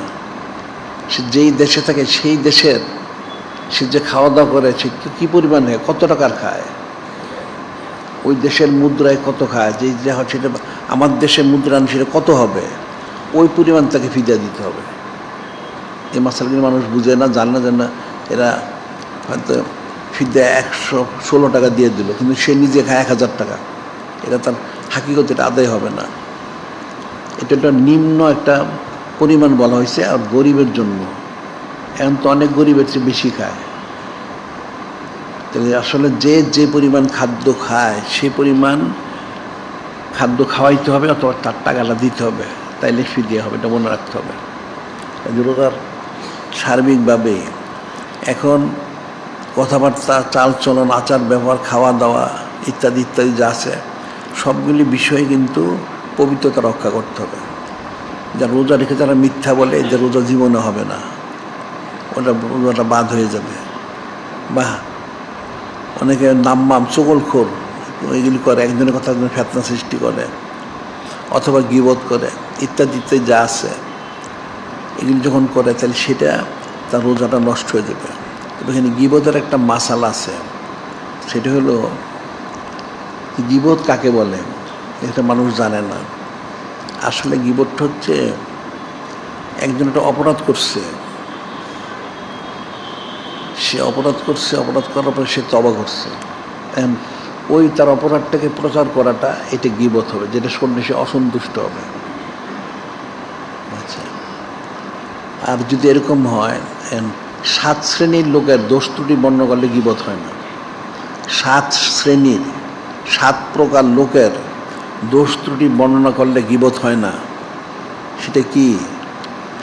প্রথম হচ্ছে যারা রাজা বা আমির উমরা, এদের দোষ ত্রুটি বর্ণনা করলে সেটা গীবত হয় না, কারণ তাদের দোষ ত্রুটি বর্ণনা করা প্রয়োজন, আর তারা ইসলাহ হবে না, সেটা ব্যাপারও হয়ে যায়। রাজা বাদশাহ আমির উমরা যারা থাকে, কথিত শাসক, এদের দোষ ত্রুটি বর্ণনা করলে গীবত হয় না, কারণ তারা একটা ভুল করে, এটা ধরাই দিতে হবে। আচ্ছা, এরপর হইল কেউ যদি বিচারের জন্য, আগে তো কাজী সাহেবের যুগ ছিল, অথবা এখন বিচারের জন্য কেউ যদি কারো বিরুদ্ধে বলে, ওটা গীবত হবে না, কারণ না বললে তো বিচার শুদ্ধ হবে না, যে লোকটা এই কাজ করেছে, এটা সে শুনলে সুখ সন্তুষ্ট আর অসন্তুষ্ট হোক, এটা বলতে হবে, নাহলে বিচার শুদ্ধ হবে না। 2 নাম্বার। 3 নাম্বার হলো ফতোয়ার জন্য, কোনো মুফতি সাহেবের কাছে যদি যায়, ফতোয়া চায় যে এটা কী ফতোয়া, তখন কারো বিরুদ্ধে বলতে হলে সে বলতে হবে, ওটা গীবত হবে না, বললে তো ফতোয়া শুদ্ধ হবে না। 3 নাম্বার। 4 নাম্বার হচ্ছে কোনো ফাসেকের দোষ ত্রুটি বর্ণনা করলে, ফাসেকটা কে? যে ফরজ ওয়াজিব সুন্নতে মুআক্কাদা তরক করে, ফরজ ওয়াজিব সুন্নতে মুআক্কাদা যারা তরক করে, এদের দোষ ত্রুটি বর্ণনা করলে এটা কিন্তু গীবত হয় না। এটা একটা কঠিন বিষয়। যারা ফাসিক, ফরজ, ওয়াজিব, সুন্নতে মুআক্কাদা তরক করে, নামাজ পড়ে না ঠিক মতো, অথবা এলোমেলো কাজ করে, দাড়ি চাচা সারাদিন, অনেক এলোমেলো কাজ করে, এদের দোষী বর্ণকালে সেটা গীবত হয় না। আচ্ছা, ৫ম নাম্বার হচ্ছে একটা লোক মশুর সমাজে লুলা, ল্যাংরা বা কানা বা এই ধরনের একটা নাম এসে মশুর হয়ে গেছে। এখন সেই নামে তাকে ডাকলে সেটা গীবত হবে না। আর ষষ্ঠ বলা হচ্ছে, কেউ যদি তার ছেলে বা মেয়েকে, ছেলেকে বিয়ে করায়, মেয়েকে বিয়ে দেওয়ার জন্য যার সাথে দিবে, সেইখানে গিয়ে যদি বিপরীত পক্ষের খোঁজ খবর নেয় যে ছেলেটা কেমন, মেয়েটা কেমন, এখন যারা প্রতিবেশী বা আত্মীয় স্বজন তারা যদি তার সঠিক সংবাদটা বলে দেয়, সে ছেলে বা মেয়ের দোষগুলি বলে দেয়, এটা গীবত হবে না। এর বলে দেওয়াটাই ফরজ। কারণ একটা মানুষের জীবন নিয়ে তার এই বিবাহটা হলে তার সংসারটা তার সারা জীবনের জন্য। এখন একটা ছেলে খারাপ অথবা একটা মেয়ে খারাপ, সে চুপায় রাখলো, পরে ফেতনা সৃষ্টি হবে। এই জন্য যদি কারো জিজ্ঞাসা করে যে ছেলেটা কেমন, মেয়েটা কেমন, তাহলে এটা স্পষ্ট বলতে হবে। এটা বললে এটা গীবত হবে না। ৬ নম্বর। ৭ নম্বর হচ্ছে যারা ওলামায়ে সু কারা, যারা দিন বিক্রি করে দুনিয়া হাসিল করে, নাউজুবিল্লাহ। এটা হাদিসে হয়েছে, ওয়াইলুল উম্মতি মিন উলামায়ে সু ইয়াত্তাখিজুনা হাযাল ইলমা তিজারাতান ইয়াবিউনা উমারে জামানিহিম রাবাং লিআনফুসিহিম নার বাল্ল তিজারাতুন। হাদিস শরীফে নূরে মুজাসসাম হাবিবুল্লাহ হুজুর পাক সাল্লাল্লাহু আলাইহি ওয়াসাল্লাম করেন, ওয়াইলুল উম্মতি মিন উলামায়ে সু, আমার উম্মতের যারা উলামায়ে সু, নিকৃষ্ট আলেম যারা, এই জন্য ওয়াইল, জাহান্নাম, নাউজুবিল্লাহ। তারা কারা? ইয়াত্তাখিজুনা হাযাল ইলমা তিজারাতান ইয়াবিউনা মিন উমারে জামানিহিম। সেই ইলমটাকে নিয়ে ওই জামানার যারা আমির উমরা, রাজা বাদশাহ যে বিক্রি করে, যে আমি বড় আলেম, আমাকে সুযোগ সুবিধা দাও, টাকা পয়সা দাও, রাবাংলে আনফুসিহিম, নিজের ফায়দার জন্য। এর হচ্ছে উলামায়ে সু। তো নূরে মুজাসসাম হাবিবুল্লাহ হুজুর পাক সাল্লাল্লাহু আলাইহি ওয়াসাল্লাম এর বিরুদ্ধে বদ্ধ করছেন, লার বাল্ল তিজারাতাহুম, আল্লাহ তাদের ব্যবসা কিন্তু বরকত না দান করেন। এই যখন অনেক ওলামায়ে সু, এই যে লাওয়াতটা থাকার অবস্থায়, এই যত খারিজি বাড়ি যে জামাতি ওলামায়ে সু সব ওই লাওয়াতের পিছনে ঘুরতো, নাউজুবিল্লাহ। এগুলি সবগুলি ওলামায়ে সু। এগুলি অনেক মূর্তি পূজাও করেছে, মন্দির পাহারা দিছে, মূর্তি পাহারা দিছে, নাউজুবিল্লাহ। এর হচ্ছে ওলামায়ে সু। এদের দোস্তুরি সারা বছর বর্ণনা করলে কিন্তু গুনাহ হবে না, বরং যেটা দুইটা বর্ণনা, একটা হলো ইমাম গাজ্জালি হতে বলছেন, এক জামানা বদওলামায়ে সু ভেতরা ১০০ সালে তোয়াতে বেরিয়া। কিছুক্ষণ সময় ওলামায়ে সুদের দোস্তুরি বর্ণনা করা হচ্ছে ৬০ বছর নফল ইবাদত থেকে উত্তম, সুবহানাল্লাহ। আরেকটা হচ্ছে এক জামানা বদওলামায়ে সু ভেতরা ১০০ সালে তোয়াতে বেরিয়া। কিছুক্ষণ সময় ওলামায়ে সুদের দোস্তুরি বর্ণনা করা হচ্ছে ১০০ বছর বেরিয়া ইবাদত থেকে উত্তম, সুবহানাল্লাহ। এদের দোস্তুরি বর্ণনা, এটা গীবত হবে না। কিন্তু অন্যান্য এগুলি ছাড়া সেটা গীবতের অন্তর্ভুক্ত। যখন প্রত্যেকটা আমল থেকে যে গুনার যেগুলি আমলগুলি, মাকরু যেগুলি, সেগুলিতে বেঁচে থাকতে হবে, তাহলে রোজার পবিত্রতা রক্ষা হবে, এটা মনে রাখতে হবে। যিনি খালিক, যিনি মালিক, আমাদেরকে সে রোজা পবিত্র রাখার তৌফিক দান করেন। এরপর হচ্ছে সলাতুত তারাবি। সলাতুত তারাবি, এখন এখানে কথা তো অনেক লম্বা, সংক্ষেপ। কোরআন শাহরু রমাদান আল্লাযী উনজিলা ফীহিল কোরআন হুদাল লিন্নাস বাইনাত মিনাল হুদা ওয়াল ফুরকান। শাহরু রমাদান আল্লাযী উনজিলা ফীহিল কোরআন হুদাল লিন্নাস বাইনাত মিনাল হুদা ওয়াল ফুরকান। এখানে অর্থ হচ্ছেন যে রমজান শরীফ মাসে আল্লাহ কোরআন শরীফ নাজিল করেছেন, হুদাল লিন্নাস বাইনাল হুদা ওয়াল ফুরকান, মানুষকে হেদায়েত দেওয়ার জন্য। এটা দলিল এবং সত্য মিথ্যা পার্থক্য করেছে কোরআন শরীফ। এখন এটা আসলে অর্থ এটা এরকম, কিন্তু মানুষ এটা হাকিকতটা বুঝে না, এই জন্য অনেকে ভুল ব্যাখ্যা করে। মানুষ বলে আমভাবে কোরআন শরীফ রমজান শরীফে নাজিল হয়েছে, কোথায় নাজিল হয়েছে এটা আসলে জানে না। আসলে কোরআন শরীফ কিন্তু নাজিল হয়েছেন, শুরু হয়েছে যেটা, সেটা হচ্ছে সাইদুস সুর শাল আজম শরীফ, অর্থাৎ পবিত্র রবিউল আউয়াল শরীফ মাসের 12ই শরীফ ইসলাম আজিম শরীফ সোমবার দিন নাজিল শুরু হয়েছে। তো এটা কি হলো? আবার এটা কোরআন হচ্ছে ওই সূরা কদর শুরু, ইন্না আনজালনা ফি লাইলাতুল কদর, কদরাতে নাজিল করছি। অর্থ কি? আসলে এটা হচ্ছে কোরআন শরীফ এবং সমস্ত আসমানি কিতাবগুলি লৌহ মাহফুজের মধ্যে সংরক্ষিত আছেন, ওখানে সংরক্ষণিত লৌহ মাহফুজ। তাহলে লৌহে মাহফুজ থেকে এটা রমজান শরীফের কদরের রাত্রি মোবারকে আল্লাহ পাক ওখান থেকে সামায়ের দুনিয়া, পৃথিবীর আকাশ, এখানে বাইতুল ইজ্জত একটা হুজরা শরীফ আছে না, বানাইছেন আল্লাহ কুদরতি। বাইতুল ইজ্জত একটা কুদরতি হুজরা শরীফ সামায়ের দুনিয়া, পৃথিবীর আকাশে।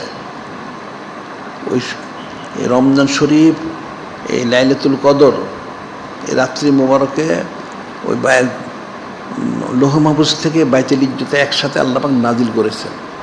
সেটা হচ্ছে ইন্না আনজালনাহু ফি লাইলাতুল কদর, আর শাহরু রমাদান মুনজিলা ফিল কোরআন, এটা হচ্ছে এটা। আর ইন্না নাহনু নাযালনা যিকরা ওয়া ইন্না লাহু লাহাফিজুন, আমি এটা নাজিল করেছি, আমি হেফাজত করব। এখানে একটা শব্দ আছে নাজালা আর আনজালা। আনজালা অর্থ হলো একসাথে নাজিল, আর নাজালা অর্থ হচ্ছে যেটা ধাপে ধাপে নাজিল হওয়া। একসাথে নাজিল করেছে বাইতুল লৌহ মাহফুজ থেকে বাইতুল ইজ্জত শরীফে একসাথে একদিনে, বা সেখান থেকে 23 বছর ধারাবাহিকভাবে নাজিল করা হয়েছে। সেটা প্রথম নাজিল হয়েছেন এই সাইদুস অর্থাৎ পবিত্র রবিউল আউয়াল শরীফ মাসের 12ই শরীফ সাইদুল আদত শরীফ ইসলাম আজিম শরীফে প্রথম নাজিল হয়েছেন। সুবহানাল্লাহ। এখন সেটা তারাবির নামাজ পড়া হয়েছে। ইউকালু আত-তারিবাতুন লিকুল ইসমা আরবা রাকাতিন ইন্না ফিল আসলি ইসাল রহা ওয়াহিল জালসা। ইউকালু আত-তারিবাতু, তারবিয়াতুন কি শব্দের অর্থ রয়েছে? আমরা তারাবিহ বলি, তারবিহাতুন এক শব্দ মানে এক বচন, তারাবিহ বহু বচন। 5 তারবিহাতুন নিয়ে 1 তারাবি, অর্থাৎ 4-5 20 রাকাতে 4 রাকাত নামাজকে বলা হয় তারবিহাতুন। এই 4টা তারবিহাতুন নিয়ে 1 তারাবি, 4-5 20। আর এটা হচ্ছে আরেকটা তারাবির অর্থ হইল বিশ্রাম নেওয়া। 4 রাকাত নামাজ পড়ে একটু বিশ্রাম নিয়ে তারপরে বাকি আবার নামাজ শুরু করতে হবে। এই জন্য 4 রাকাত পর পর দোয়ার ব্যবস্থা আছে, এবং ওই একটা আলাদা দোয়া পড়ার নিয়ম রয়ে গেছে। তো 2 রাকাতের পরে একটা দোয়া আছে, হাজামিন ফাদলি রব্বি কারিমাল মারুফ একটা দোয়া আছে। এই 2 রাকাত পরে এটা পড়ে তার বাকি নামাজ পড়তে হবে। আর 4 রাকাত পড়ার পরে বিশ্রাম, অর্থাৎ এখানে বিশ্রামটা অনেক সময় দেখা যাচ্ছে আরব দেশে অনেক 4 রাকাত পরে ওনারা মক্কা শরীফে তাওয়াফ করছেন, মদিনা শরীফে জিয়ারত মুবারক করছেন, করে আবার নামাজ পড়ছেন। এখানে কিছু দোয়া দুরূদ পড়ে ইস্তেগফার তওবা করে দুরূদ শরীফ পাঠ করে তারা দোয়া করবে, দোয়া করে আবার পরবর্তী 4 রাকাত নামাজ পড়বে। এটা হলো সলাতুত তারাবি। হাদিস শুরু হয়ে গেছে আবি হুরায়রা রাদিয়াল্লাহু তাআলা আনহু ক্বালা ক্বালা রাসূলুল্লাহ সাল্লাল্লাহু আলাইহি ওয়াসাল্লাম মান ক্বামা রমাদান ঈমানান ওয়া ইহতিসাবান গুফিরা লাহু মা তাকাদ্দাম মিন যানবিহি তাআখার। এর বলা হচ্ছে মান ক্বামা রমাদান। হযরত আবু হুরায়রা রাদিয়াল্লাহু তাআলা মনে হচ্ছে নূরে মুজাসসাম হাবিবুল্লাহ হুজুর পাক সাল্লাল্লাহু আলাইহি ওয়াসাল্লাম নিশান করেন মান ক্বামা রমাদান ঈমানান ওয়া ইহতিসাবান, যে ঈমানের সাথে একনিষ্ঠেন কমসে ক্যাম্প করলো, সলাতুত তারাবি আদায় করলো, গাফারাল্লাহু লাহু মা তাকাদ্দামা মিন যানবিহি ওয়া মা তাআখার, আল্লাহ পাক তার আগের পিছনের গুনাহ খাতাগুলি ক্ষমা করে দিবেন। সুবহানাল্লাহ। আর সেটা আবার আরেক হাদিসে বলা হচ্ছে আব্দুল ইবনে আউফ রাদিয়াল্লাহু তাআলা আনহু ক্বালা ক্বালা রাসূলুল্লাহ সাল্লাল্লাহু আলাইহি সাল্লাম ইন্নাল্লাহ ফারাদা সিয়াম রমাদান আলাইকুম সানানতু লাকুম কিয়ামাহু। হযরত আব্দুল ইবনে আউফ মনে হচ্ছে নূরে মুজাসসাম হাবিবুল্লাহ হুজুর পাক সাল্লাল্লাহু আলাইহি ওয়াসাল্লাম নিশান মুবারক করেন ইন্নাল্লাহ ফারাদা সিয়াম রমাদান আলাইকুম, নিশ্চয় যিনি খলিক যিনি মালিক রহমান তিনি তোমাদের জন্য রমজান শরীফের রোজা ফরজ করেছেন, সানান্তুলকুম কিয়ামাহু, আর আমি সলাতুত তারাবিটাকে সুন্নত করে দিয়েছি। সুবহানাল্লাহ। এখন সলাতুত তারাবি নিয়ে তো অনেক ইখতিলাফ করে অনেকে, বিশেষ করে লামাজাবি যেগুলো আছে, এই কথিত আহলে হাদিস বলে, আসলে আহলে হাদিস লামাজাবি, এরা 8 রাকাত পরে, কেউ 12 রাকাত পরে। এটা সম্পূর্ণ একটা বানোয়াটি মিথ্যা কথা। এটা যদি ইমাম মালিক রহমতুল্লাহর ফতোয়া মোতাবেক যে নূরে মুজাসসাম হাবিবুল্লাহ হুজুর পাক উনি 8 রাকাত থেকে 36 রাকাত পর্যন্ত তারাবি নামাজ পড়েছেন, কিন্তু মূল ফতোয়া যেটা সেটা হইলো এটা ইজমা হয়েছে 4 মাযহাবে। হাদিস হযরত ইবনে উমর রাদিয়াল্লাহু আনহু ক্বালা কানা রাসূলুল্লাহ সাল্লাল্লাহু আলাইহি ওয়াসাল্লাম ইউসাল্লি ফি রমাদান ফি গায়রি জামাতিন 20 রাকাতান। যে নূরে মুজাসসাম হাবিবুল্লাহ হুজুর পাক উনি রমজান শরীফে জামাত ব্যতীত 20 রাকাত সলাতুত তারাবি আদায় করেছেন। সুবহানাল্লাহ। আবার হযরত ইবনে আব্বাস রাদিয়াল্লাহু বর্ণিত হয়েছে, ইবনে আব্বাস রাদিয়াল্লাহু আনহু ক্বালা ইন্না রাসূলুল্লাহ সাল্লাল্লাহু আলাইহি ওয়াসাল্লাম ইউসাল্লি ফি রমাদান 20 রাকাতান সেওয়াল বিতর। এটা হযরত ইবনে আব্বাস বলছে ইন্না রাসূলুল্লাহ কানা ইউসাল্লি ফি রমাদান 20 রাকাতান সেওয়াল বিতর, যে নূরে মুজাসসাম হাবিবুল্লাহ হুজুর পাক সাল্লাল্লাহু আলাইহি ওয়াসাল্লাম রমজান শরীফে বিতির নামাজ ছাড়া ব্যতীত 20 রাকাত এই সলাতুত তারাবি আদায় করছেন। সুবহানাল্লাহ। এখন এই সলাতুত তারাবি 20 রাকাত হলে এটা হলো ইজমা। এখানে 1 রাকাত কম পড়লেও চলবে না, এটা হলো সুন্নতে মুআক্কাদা। এখন সলাতুত তারাবি যে জামাতটাও এটা সুন্নতে মুআক্কাদা, এটাও ক্যাফায়া। ক্যাফা অর্থ হলো সবাইকে যে জামাত হিসেবে পড়তে শর্ত না, জামাতেও পড়তে পারে, আলাদাও পড়তে পারে। তবে যেহেতু তাকওয়া হাসিল করার মাস, সেই জন্য জামাতে পড়াটাই উত্তম আফজল। এখন যদি কেউ একজন মহিলাদের কোনো জামাত নাই, এখন তো এটা বাতিল ফেরকার মহিলাদেরকে তারাবির নামাজে নিয়ে যায়। নাউজুবিল্লাহ। মহিলাদের তারাবির নামাজ কেন, কোনো নামাজই জামাত নাই, ঈদের নামাজ, জুমার নামাজ, তারাবির নামাজ, এটা আমাদের ফতোয়া কাছে বিস্তারিত। অথবা কোনো লোক যদি পুরুষই হোক অসুস্থ যদি হয়, মাজুর হয়, তাহলে তার জন্য জামাত নাই। যারা সুস্থ সবল তারা অবশ্যই যেন জামাতে পড়ে, যেহেতু এটা তাকওয়া হাসিলের মাস, সেখানে অবশ্যই তাকওয়াটা হাসিলের জন্য কোশিশ করতে হবে, জামাতে পড়তে হবে।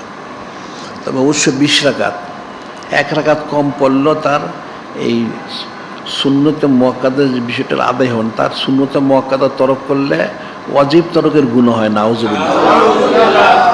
1 রাকাত কম পড়তে হবে, 20 রাকাত পুরা পড়তে হবে, এমনি কোনো রুখসত নাই। আচ্ছা, তারপর হাদিস শুরু হয়ে গেছে। সাহিব ইবনে ইয়াজিদ রহমতুল্লাহ আলাইহি ক্বালা কানা ইয়াকুমুন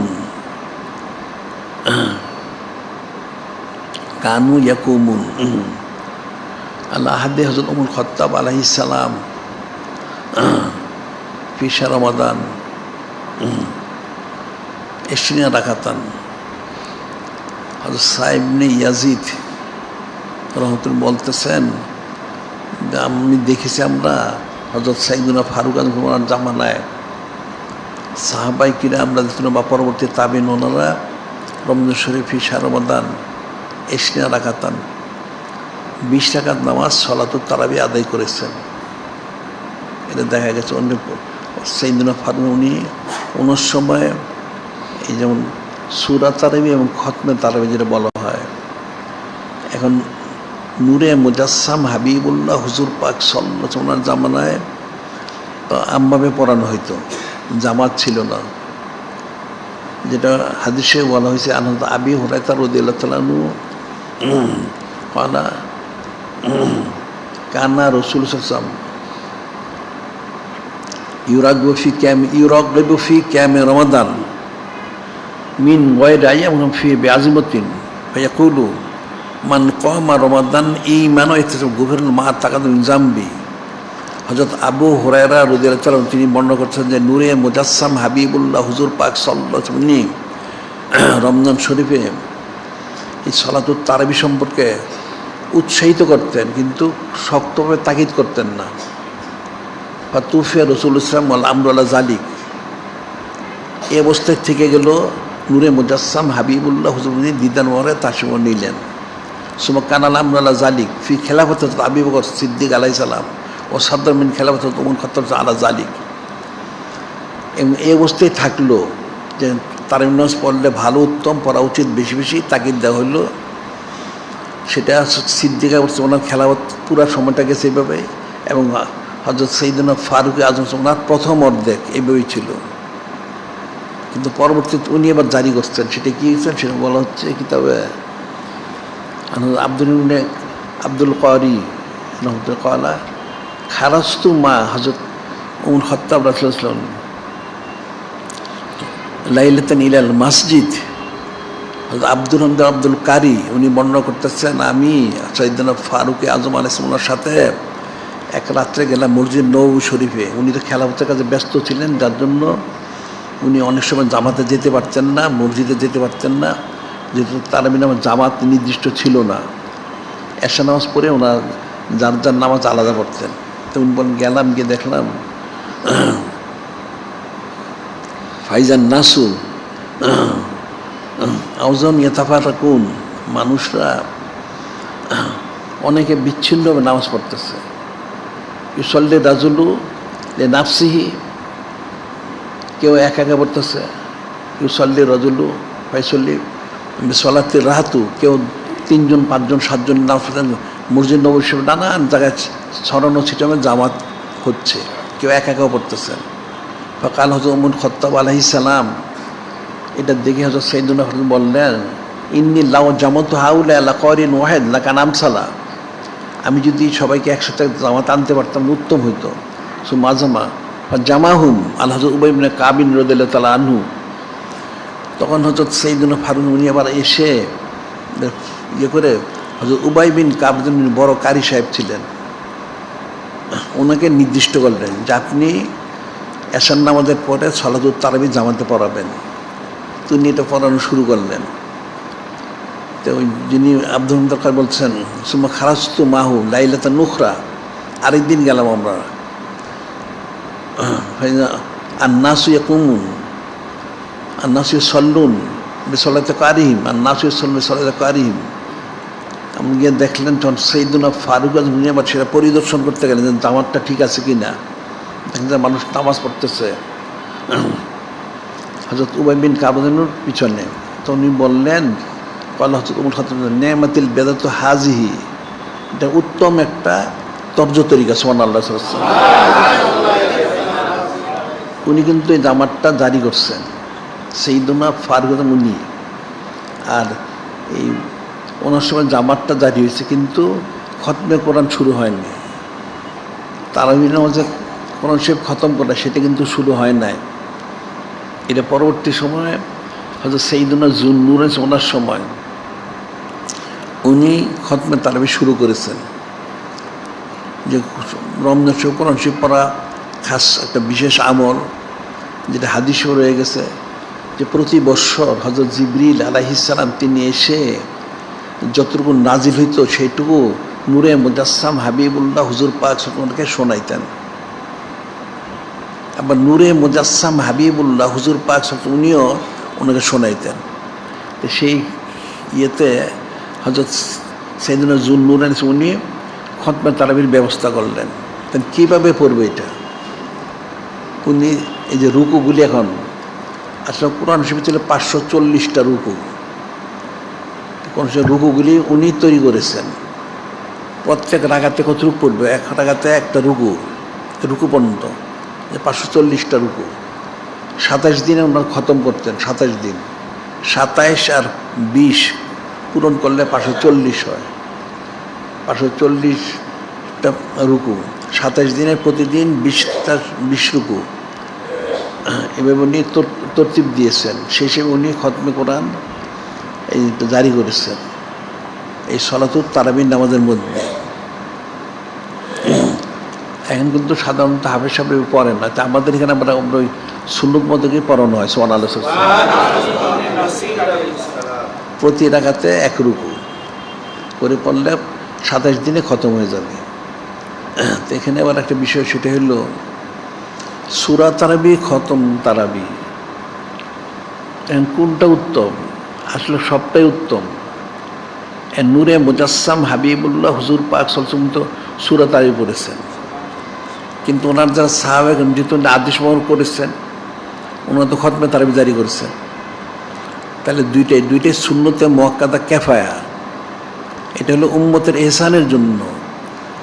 অনেক উম্মত আছে তার পক্ষে, কারণ খতমে তারাবি পড়তে মসজিদে যেতে হবে। কোরআন শরীফ খতম করাটা মানে কোরআন শরীফ হিফজ করাটা এটা কিন্তু ফরজে আইন না, ফরজে কিফায়া।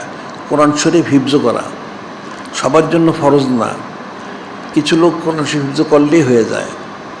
এখন যদি খতমে তারাবি যদি এটা ওয়াজিব করা হয়, ফরজ করা হয়, তাহলে তো প্রত্যেকের হাফিজে কোরআন হইতে হবে। একটা লোক জামাতে নামাজ পড়ে খতমে তারাবি, ঠিক আছে, এখন জামাত পড়তে গিয়ে হয়তো কোনো দিন তার অজুর প্রয়োজন হয়ে গেল, সে 2-4 রাকাত পড়তে পারলো না, তাহলে তার খতম হবে কীভাবে? সে তো হাফিজে কোরআন না। এই জন্য খতমে তারাবি আর সূরা দুইটাই সুন্নতে মুআক্কাদা কিফায়া, অর্থাৎ যার যেটা সুবিধা সেজন্য সেটাই করে, কোনো জবরদস্তি নাই। তবে অবশ্যই খতমে কোরআন অর্থাৎ এই তার মধ্যে কোরআন খতম করতে পারলে এটা উত্তম সুবহানাল্লাহ।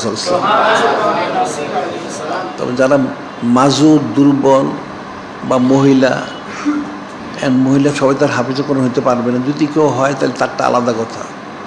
আবার আরও অনেক সমস্যা আছে মেয়েদের কাজে। সেই হিসাবে খতমে তারাবি, সূরা তারাবি দুইটাই এখতিয়ার আছে। এটা কিন্তু ওই দেওবন্দিরা ফতোয়ায় লেখা সুন্নতে মুআক্কাদা খতমে তারাবি, এটা ভুল, এই ফতোয়া শুদ্ধ না। তাহলে তো সুন্নতে মুআক্কাদা আদায় না করলে কবিরা গুনাহ হবে। এটা প্রত্যেকটাই সুন্নতে মুআক্কাদা কিফায়া, সূরা তারাবি হোক আর খতমে তারাবি হোক, এটা মনে রাখতে হবে। আর এই নামাজটা অবশ্যই 20 রাকাত, 1 রাকাত তো কম না। এবং এটা একদম স্থিতিশীল করেছেন সাইয়্যিদুনা ফারুক আজম আলাইহিস, উনি নূরে মুজাসসাম হাবিবুল্লাহ হুজুর পাক তো 20 টাকা তারাবি নামাজ পড়েছেননি বিতির ছাড়া। এটা পরবর্তী মানুষ সময় বলতে পারে যে পরবর্তী কী ফয়সালা হইল। পরবর্তী ফয়সালা সাইয়্যিদুনা ফারুক উনি করছেন, এখানে 20 টাকাতেই পড়তে হবে। ওনার সময় সাহাবায়ে কিরাম ওনারা 20 টাকা সলাতুত তারাবি করেছেন, সেটাই বলা হচ্ছে করেছেন। আর সূরা তারাবি ছিল, খতমে তারাবি করেছেন সাইয়্যিদুনা যুন্নুর উনি। এখন যেটা সুবিধা পড়তে হবে, সাধারণভাবে খতমে তারাবি পড়তে পারলে ভালো, কারণ কোরআন শরীফটা 1 মাসে শোনা হয়ে গেল সুবহানাল্লাহ। এটা একাধিক সুন্নত আদায় হয়ে গেল, সেই হিসেবে উত্তম। তবে যদি কারো মাজুর হয়, ওজুর হয়, না পারে, তাহলে সে সূরা তারাবিও পড়তে পারে, কোনো অসুবিধা নেই। এতে কিন্তু কোনো রোজার যে রাখলো সে রমজান শরীফের তার নেকির কোনো কমতি হবে না।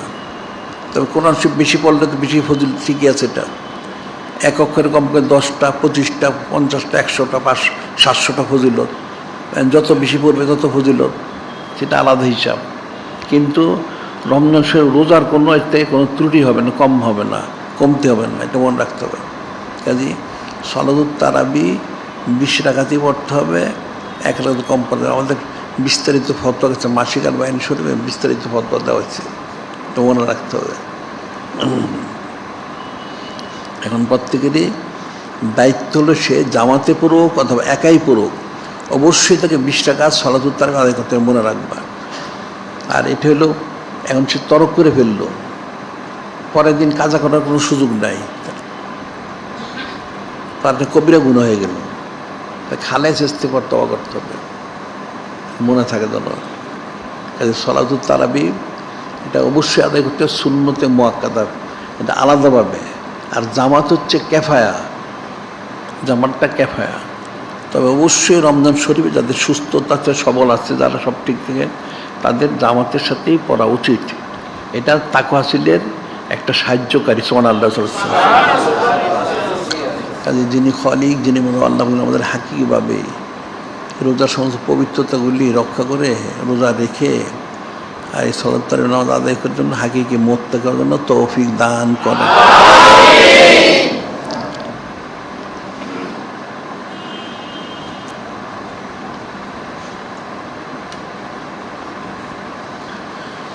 এখানে তো আমাদের সবসময় বলে থাকে শুধু মহিলাদের তালিমের বিষয়টা, এটা প্রত্যেকের খেয়াল রাখা উচিত। মহিলাদের তালিম আবার এছাড়া তোমাদের প্রত্যেকের ব্যক্তিগত পারিবারিক তালিমের ব্যবস্থা করবা, আমরা সবসময় বলে থাকি।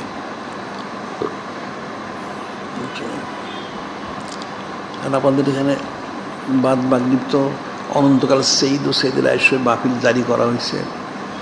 এখন এটা তো মানুষ এগুলি বুঝে না, তা না বুঝার করার তো কিছু নাই। এটা অনেক ফজিলতপূর্ণ, যিনি খলিক, যিনি মারো আল্লাহ পাক, ওনার নিজস্ব এটা শান মোবারক, ওনার আমল মোবারক, এমন রাখতে হবে। আর সৌদ মোবারক বেশি বেশি প্রত্যেকের আসা উচিত। নিজের আসন, নিজের সন্তানদের আল্লাহ যারা আছে তাদেরকে আনা উচিত, এমন রাখবা। তুমি একলা ছবি হলে চলবে না, তোমার সিলসিলাটা জারি করতে হবে, এটা মনে রেখো।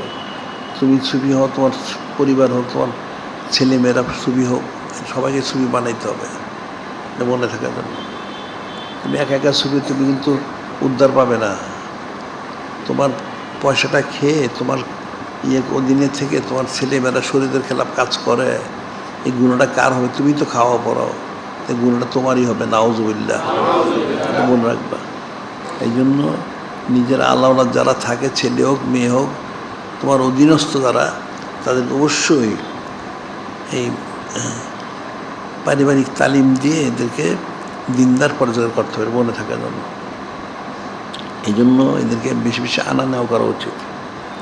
আর আমাদের দৈনিক আল ইহসান শরীফ পত্রিকা প্রতিদিন বেরোচ্ছে, এর মধ্যে 12 পৃষ্ঠার মধ্যে 6 পৃষ্ঠা দিনই বিষয় থেকে আর গুরুত্বপূর্ণ। এটা না পড়লে তোমরা বুঝবো না, এটা পড়লে বুঝতে পারবে।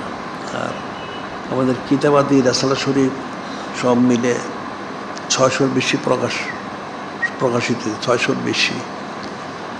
প্রত্যেকটা কিতাবে তালিমের উপযুক্ত। তবে এছাড়া একটা আলাদা তালিমের কিতাব বের করে হয়েছে নসিহত উম্মুল উমাম আলাইহিস সালাম। তো আগে একটা আমাদের একটা কিতাব ছিল জরুরি তালিম, রাসালা শরীফ, সেটা আমরা আবার প্রকাশ করব। আর মাসিক আল বায়ান শরীফ 305তম সংখ্যা বের হয়েছে, 305তম সংখ্যা সংগ্রহ করবে প্রত্যেক পত্রিকায় অত্যন্ত গুরুত্বপূর্ণ, মনে রাখবা। আর আমাদের বিষয়গুলো হচ্ছে প্রত্যেকটা হচ্ছে গবেষণামূলক, সাধারণ কিতাব না, মনে করো, মনে রেখো, এটা সাধারণ না, এটা গবেষণামূলক। আর তারপর হলো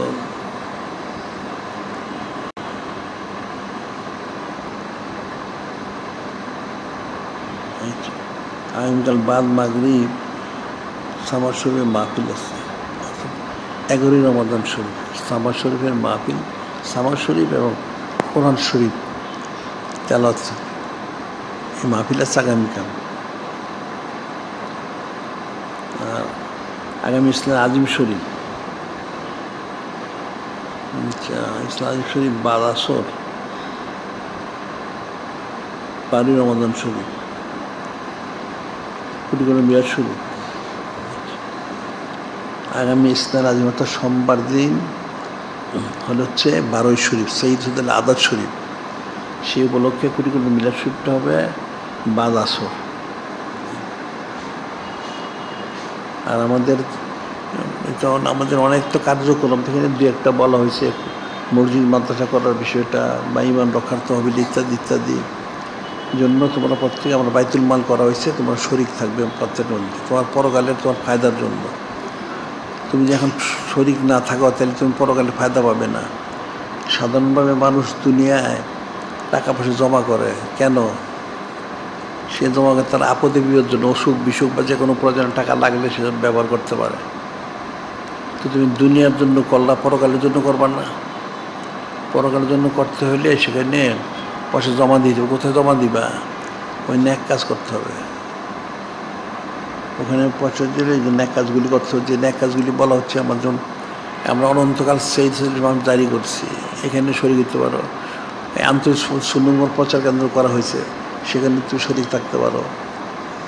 কিতাবাদি অনেক বেরোচ্ছে আমাদের, শত শত হাজার হাজার বেরোবে, লাখ লাখ বের করবে। সেখানে তুমি শরীক থাকতে পারো, তোমার সৎকা জারিয়া, তোমার সামর্থ্য অনুযায়ী প্রত্যেকটা ন্যাক কাজে শরীক থাকা উচিত।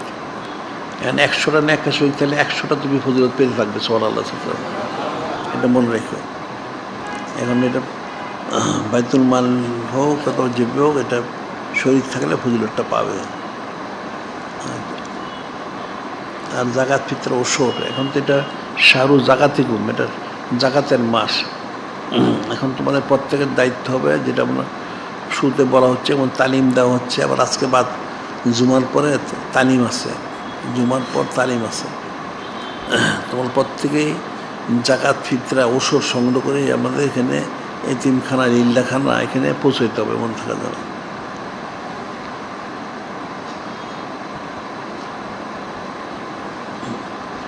আচ্ছা, আর আমাদের তোমরা আন্তর্জাতিক সুন্নত প্রচার কেন্দ্র করেছে, সুন্নত মোবারক প্রচার কেন্দ্র। এখান থেকে তোমরা জেনে আমল করবে। এখন বিষয়গুলি কিন্তু খুব সূক্ষ্ম বিষয়। মানুষের আকল বুদ্ধি ইলিম কালামের অভাবের কারণে মানুষ বুঝতে পারে না। একটা মানুষের জীবনে তুমি যত কিছুই করো, তোমার চোখটা কিন্তু অনন্তকাল খোলা থাকবে না, একসময় বন্ধ হয়ে যাবে। তুমি বন্ধ হলে তুমি কী ফায়দা লাভ করবা? একটা লোক সারা জীবন ব্যবসা চাকরি অনেক কিছু করে, সে কতটুকু করে? যদি কামাই করে, সে কতগুলি গাড়ি বাড়ি করে, কত জায়গা সম্পত্তি করে। কেউ হয়তো বেশি, কেউ কম করে। এখানে অনেক বেশি, তা তো অনেক, কেউ তো সারা পৃথিবীরে কেউ কিনতে পারে না, একটা দেশও কেউ কিনতে পারে না। কিন্তু সবচেয়ে সাধারণ যে নিম্ন বেহেশতি যে বলে, ছোট বেহেশতি, যে তাকে এই 10 দুনিয়া সমান দেওয়া হবে, সুবহানাল্লাহ। আর এখন সারা পৃথিবীর কথিত যে বড় ধনী যারা আছে, তারা তো একটা অংশ কিনতে পারে না, অত পয়সা তো তাদের নাই। তাহলে তুমি সারাদিন দুনিয়ার পিছনে দৌড়ালে, কীটা হাসিল করলে? শূন্য। তোমার হাসিল তো শূন্য। কাজে দুনিয়ার মোহে মোহাগ্রস্ত না হয়ে সে এই মহব্বত মানে নিজবোধ করবো, থাকি মোত্তেকের জন্য কোশিশ করো, সে তোমার কাজে লাগবে। তো মোত্তেকি হইতে হইলে যে আমলগুলি করতে হয়, সেটা হলো এমনি সাধারণ 3টা। একটা হইলো তোমার সময় ব্যয় করতে হবে, 2 নম্বর মাল ব্যয় করতে হবে, 3 নম্বর তোমার জান ব্যয় করতে হবে। সময়, মাল, জান।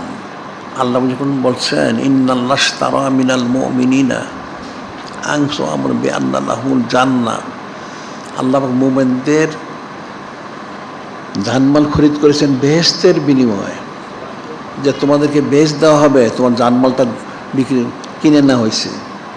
তো তুমি যদি বেহেশতে যেতেই চাও, তোমার জানমাল তো বিক্রি হয়ে গেছে। একটা বিক্রিত মাল তোকে অন্য কোথাও বিক্রি করতে পারে না, মালিকের অনুমতি ছাড়া কোনো কাজ করতে পারে না। এটা মনোযোগ দান আসলে বুঝবে না। আল্লাহ পাক কোরআন শরীফে বললেন, তিনি মোমেনদের জানমাল খরিদ করেছেন বেহেশতের বিনিময়ে। বেহেশতের বিনিময়ে তোমার কমপক্ষে 10 দুনিয়া দেওয়া হবে। এখন একটা মাল যখন বিক্রি হয়ে যায়, তোমার যদি আকল বুদ্ধি থাকে তাহলে বুঝবা না, এটা বুঝবা না, বেয়াকুবিলে বুঝবা না। কেউ যে একটা মাল বিক্রি করে, সে বিক্রিত মালটা কি সে ওই যার কাছে বিক্রি করে তার অনুমতি ছাড়া ব্যবহার করতে পারবে? পারবে না। তাহলে তুমি তো বিক্রি হয়ে গেছো, তোমার জানমাল সব বিক্রি। তাহলে তুমি এখন তুমি নিজের মন মতো চলো কী করে? তুমি তো নিজের মন মতো চলতে পারবা না। তাহলে যিনি খলিক, যিনি মালিক রহমান, যিনি নূরে মুজাসসাম হাবিবুল্লাহ হুজুর পাক সাল্লাল্লাহু আলাইহি ওয়াসাল্লাম, ওনাদের আদেশ নির্দেশন তোমাকে চলতে হবে। তুমি তো বিক্রি হয়ে গেছো। যদি তুমি বিক্রিটা ভঙ্গ করো বা একটা ভঙ্গ করো, তাহলে তুমি কিন্তু জান্নাত পাবে না, নাউজুবিল্লাহ। তাহলে কি হবে? তুমি দোজখী হবে, নাউজুবিল্লাহ। বিষয়টা কিন্তু বোঝা সহজ, আবার খুব কঠিন, এটা মনে রাখবা। তোমার জানমাল বিক্রি হয়ে গেছে, তুমি বেহেশতের বিনিময়ে তোমাকে কমপক্ষে 10 দুনিয়া দেওয়া হবে, সুবহানাল্লাহ। আর দুনিয়ায় তুমি মন গড়া চলে কি পাবে? কতটুকু করবা তুমি বলো? তোমার বাপ দাদা কতটুকু করছে? তুমি কত গাড়ি বাড়ি করছো, কত সম্পদ করলা, কতটুকু করছো? যদি তুমি 1000 বিঘা যদি তুমি কিনে থাকো, 1000টা গাড়ি আর বাড়িও যদি করে থাকো, এটা কতটুকু? সামান্য। কিন্তু পরকাল তুমি অনেক যে তুমি কল্পনা করতে পারো এত তোমার নেয়ামত দেওয়া হবে সুবহানাল্লাহ। তাহলে পরকালের এত বড় নেয়ামতটা তুমি সাধারণ দিনে সামান্য সম্পদের বিনিময়ে তুমি হাতছাড়া করে দিলে, নাউজুবিল্লাহ। তো তোমার চেয়ে বড় নির্বোধ তো কেউ নাই, তুমি সবচেয়ে বড় নির্বোধ, নাউজুবিল্লাহ। যেমন চাল কাইসুমান দানা নাফসো আমিল্লেমা বাদাল মৌত, জ্ঞানী ওই ব্যক্তি যে তার নষ্টকে নিয়ন্ত্রণ করে পরকালের জন্য আমল করে। তো তোমার সময়টা দিতে হবে, মাল দিতে হবে। সময় দিবে কোথায়? দিনই আঞ্জামে খেদমতে সময় দিবা। আবার ঠিক মাল দিবে কোথায়? এই দিনই কাজে মালটা ব্যয় করো, পয়সা খরচ করো সাধ্য সামর্থ্য অনুযায়ী। তো এখন তো জান দিতে হচ্ছে না। যদি জেহাদ লাগে, তখন জেহাদ শুরু হয়, তখন তোমাকে জান দিতে হবে, অন্যথায় দিতে হবে না। তাহলে তোমার সময় দিতে হবে, মাল দিতে হবে। এই দুটো যদি দিতে পারো তাহলে তোমার পক্ষে হাকিম থেকে হওয়া সহজ এবং সম্ভব। অন্যথায় কোনো দিন তুমি হইতে পারবে না। যারা সময় দিতে পারে না, মাল দিতে পারে না, জান দিতে পারে না, তাহলে কোনো দিন তারা কামিজুর করতে পারবে না, নাউজুবিল্লাহ। কামিজুর করতে হলে অবশ্যই তাকে সময় দিতে হবে, মাল দিতে হবে, জান দিতে হবে। আমাদের কার্যক্রমগুলি এর মধ্যে তোমাদের সময় দেওয়া উচিত। এই সুন্নাত তোমার প্রচারকে আমরা বলি, তোমরা এটা প্রচার করা উচিত বেশি বেশি, এবং কিতাবগুলি প্রচার করা উচিত। আবার এগুলি নিজে আমল করবে, সে আমল করাবে, নিজে আমল করবে, আমল করাবে। কিতাব নিজে পড়বে, মানুষকে পড়াবার ব্যবস্থা করবে। এটা বিক্রি করতে হবে, না তো প্রচার হবে না, এটা মনে রাখতে হবে। এটা কিন্তু তোমার সময় দেওয়া, তোমার মাল দেওয়া, জান দেওয়া, প্রত্যেক তোমার জন্য এটা কিন্তু ফরজ আইন। তুমি দিতে বাধ্য, কারণ তুমি তো তোমার জান মালটা বিক্রি করছো বেহেশতের বিনিময়ে। আর যদি তুমি তুমি বাতিল করে দাও, তাহলে তুমি জাহান্নামে যাবে, নাউজুবিল্লাহ। তুমি তো শর্ত ভঙ্গ করলে। যা ফাতার স্বার্থ ফাতাল মাশরুত, শর্তটা ভঙ্গ হয়ে গেলে তখন যেটা পাওয়ার কথা সেটা পাওয়া যায় না। তুমি একটা চুক্তি করলে, তুমি এত টাকা দিবে, 100 টাকা দিবে, দিলে ওই মালটা সে দিবে, তুমি টাকাটা দিলে না, তাহলে মাল তো পাবে না। তুমি চুক্তি করলে যে আমি এই মালটা এত টাকা দিব, তুমি যখন তুমি ঠিক আছে ওটা তুমি একটা গাড়ি কিনবে, বাড়ি কিনবে, একটা কিছু করবে, আমি এত টাকা দিব, তুমি টাকাটা না দাও, তুমি সেটা পাবে না। এটা যদি এরকম হয়, তাহলে তুমি আল্লাহ পাশে তোমার চুক্তি হচ্ছে, তুমি তোমার জানমাল বিক্রি করে দিছ বেহেশতের বিনিময়ে। এখন তুমি জানমাল দাও না, তাহলে তুমি তো বেহেশত পাবে না, নাউজুবিল্লাহ। বিষয়টা কিন্তু কঠিন, মনে রেখো। মানুষ যে কুফরি করে মারা যায় জাহান্নামে এই জন্যই হয়, সে ওয়াদা খেলাপ করে। তো ওয়াদা খেলাপ করেই তো মুনাফেক জাহান্নামে যাবে। ইন্নাল মুনাফিকিন ফি দারকিল আসফালি মিনান নার, মুনাফেক জাহান্নামের সবচেয়ে নিম্ন স্তরে থাকবে, নাউজুবিল্লাহ। এটা মনে রাখবে। এখন তোমাদের এই আমলগুলি ঠিকমতো করতে হবে প্রত্যেকটা, এবং তোমার সময় ব্যয় করতে হবে, মাল ব্যয় করতে হবে। তখন তুমি মুত্তাকি হবে, কামিজুর করবে, মনে থাকার জন্য। আর এই জন্য তোমাদের বলা হয় যে প্রতিদিন দেশে 100 দুরূদ শরীফ, 5 জারি করা, আমলগুলি সব সুন্নত মোবারক অনুযায়ী করা, ইলমগুলি আমাদের কিতাবগুলি পাঠ করা, আর প্রতিদিন কম বেশি কিছু কোরআন শরীফ তেলাওয়াত করা।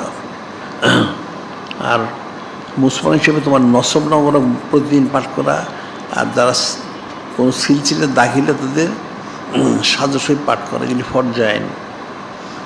আর ওটা হচ্ছে বেশি বেশি সওয়াত ইখতিয়ার করা, এটা কিন্তু ফরজ আইন। এটা সবসময় আমরা বলে থাকি। এখন মানুষ হয়তো কেউ বুঝে, কেউ বুঝে না, এটা মনে রাখতে হবে, একটু বোঝার চেষ্টা করতে হবে। কাজেই প্রত্যেকেই এই রমজান শরীফ মাস কিন্তু দোয়া মুস্তাজাবুন, প্রতিটা দোয়া কবুল করা হয়, সুবহানাল্লাহ। তুমি খালেস ইস্তেগফার করো, তওবা করো, এবং বেশি বেশি দোয়া করো। সমস্ত গুনাহ থেকে তুমি তওবা করো, 1 নম্বর। 2 নম্বর, দোয়া করো, নিজের জন্য দোয়া করবে, তোমার পরিবার যারা আছে, ছেলে মেয়ে, আল্লাহ সব দোয়া করবে। এরপর সমস্ত মুসলমানের জন্য দোয়া করবে, এটা প্রত্যেক মুসলমানের জন্য ফরজ আইন। আবার বদদোয়া করবে কোথায়? কাফেরদের বিরুদ্ধে। কাফেরগুলি যে জুলুম করে সারাদিন মুসলমানদেরকে, এবং তাদের কঠিন বদদোয়া করতে হবে, যাতে এরা যদি হেদায়েত থেকে হেদায়েত হয়ে যাক, নিলে ধ্বংস হয়ে যাক, নিশ্চিহ্ন হয়ে যাক। এটা দোয়া করতে হবে, এটা মনে থাকার জন্য। এটা ফরজ আইন, কিন্তু প্রত্যেকটা ফরজ মনে রাখতে হবে। কাজে যিনি খলিক, যিনি আল্লাহ আমাদের হাকিকিভাবে আমল করে মুত্তাকি হওয়ার জন্য তৌফিক দান করেন।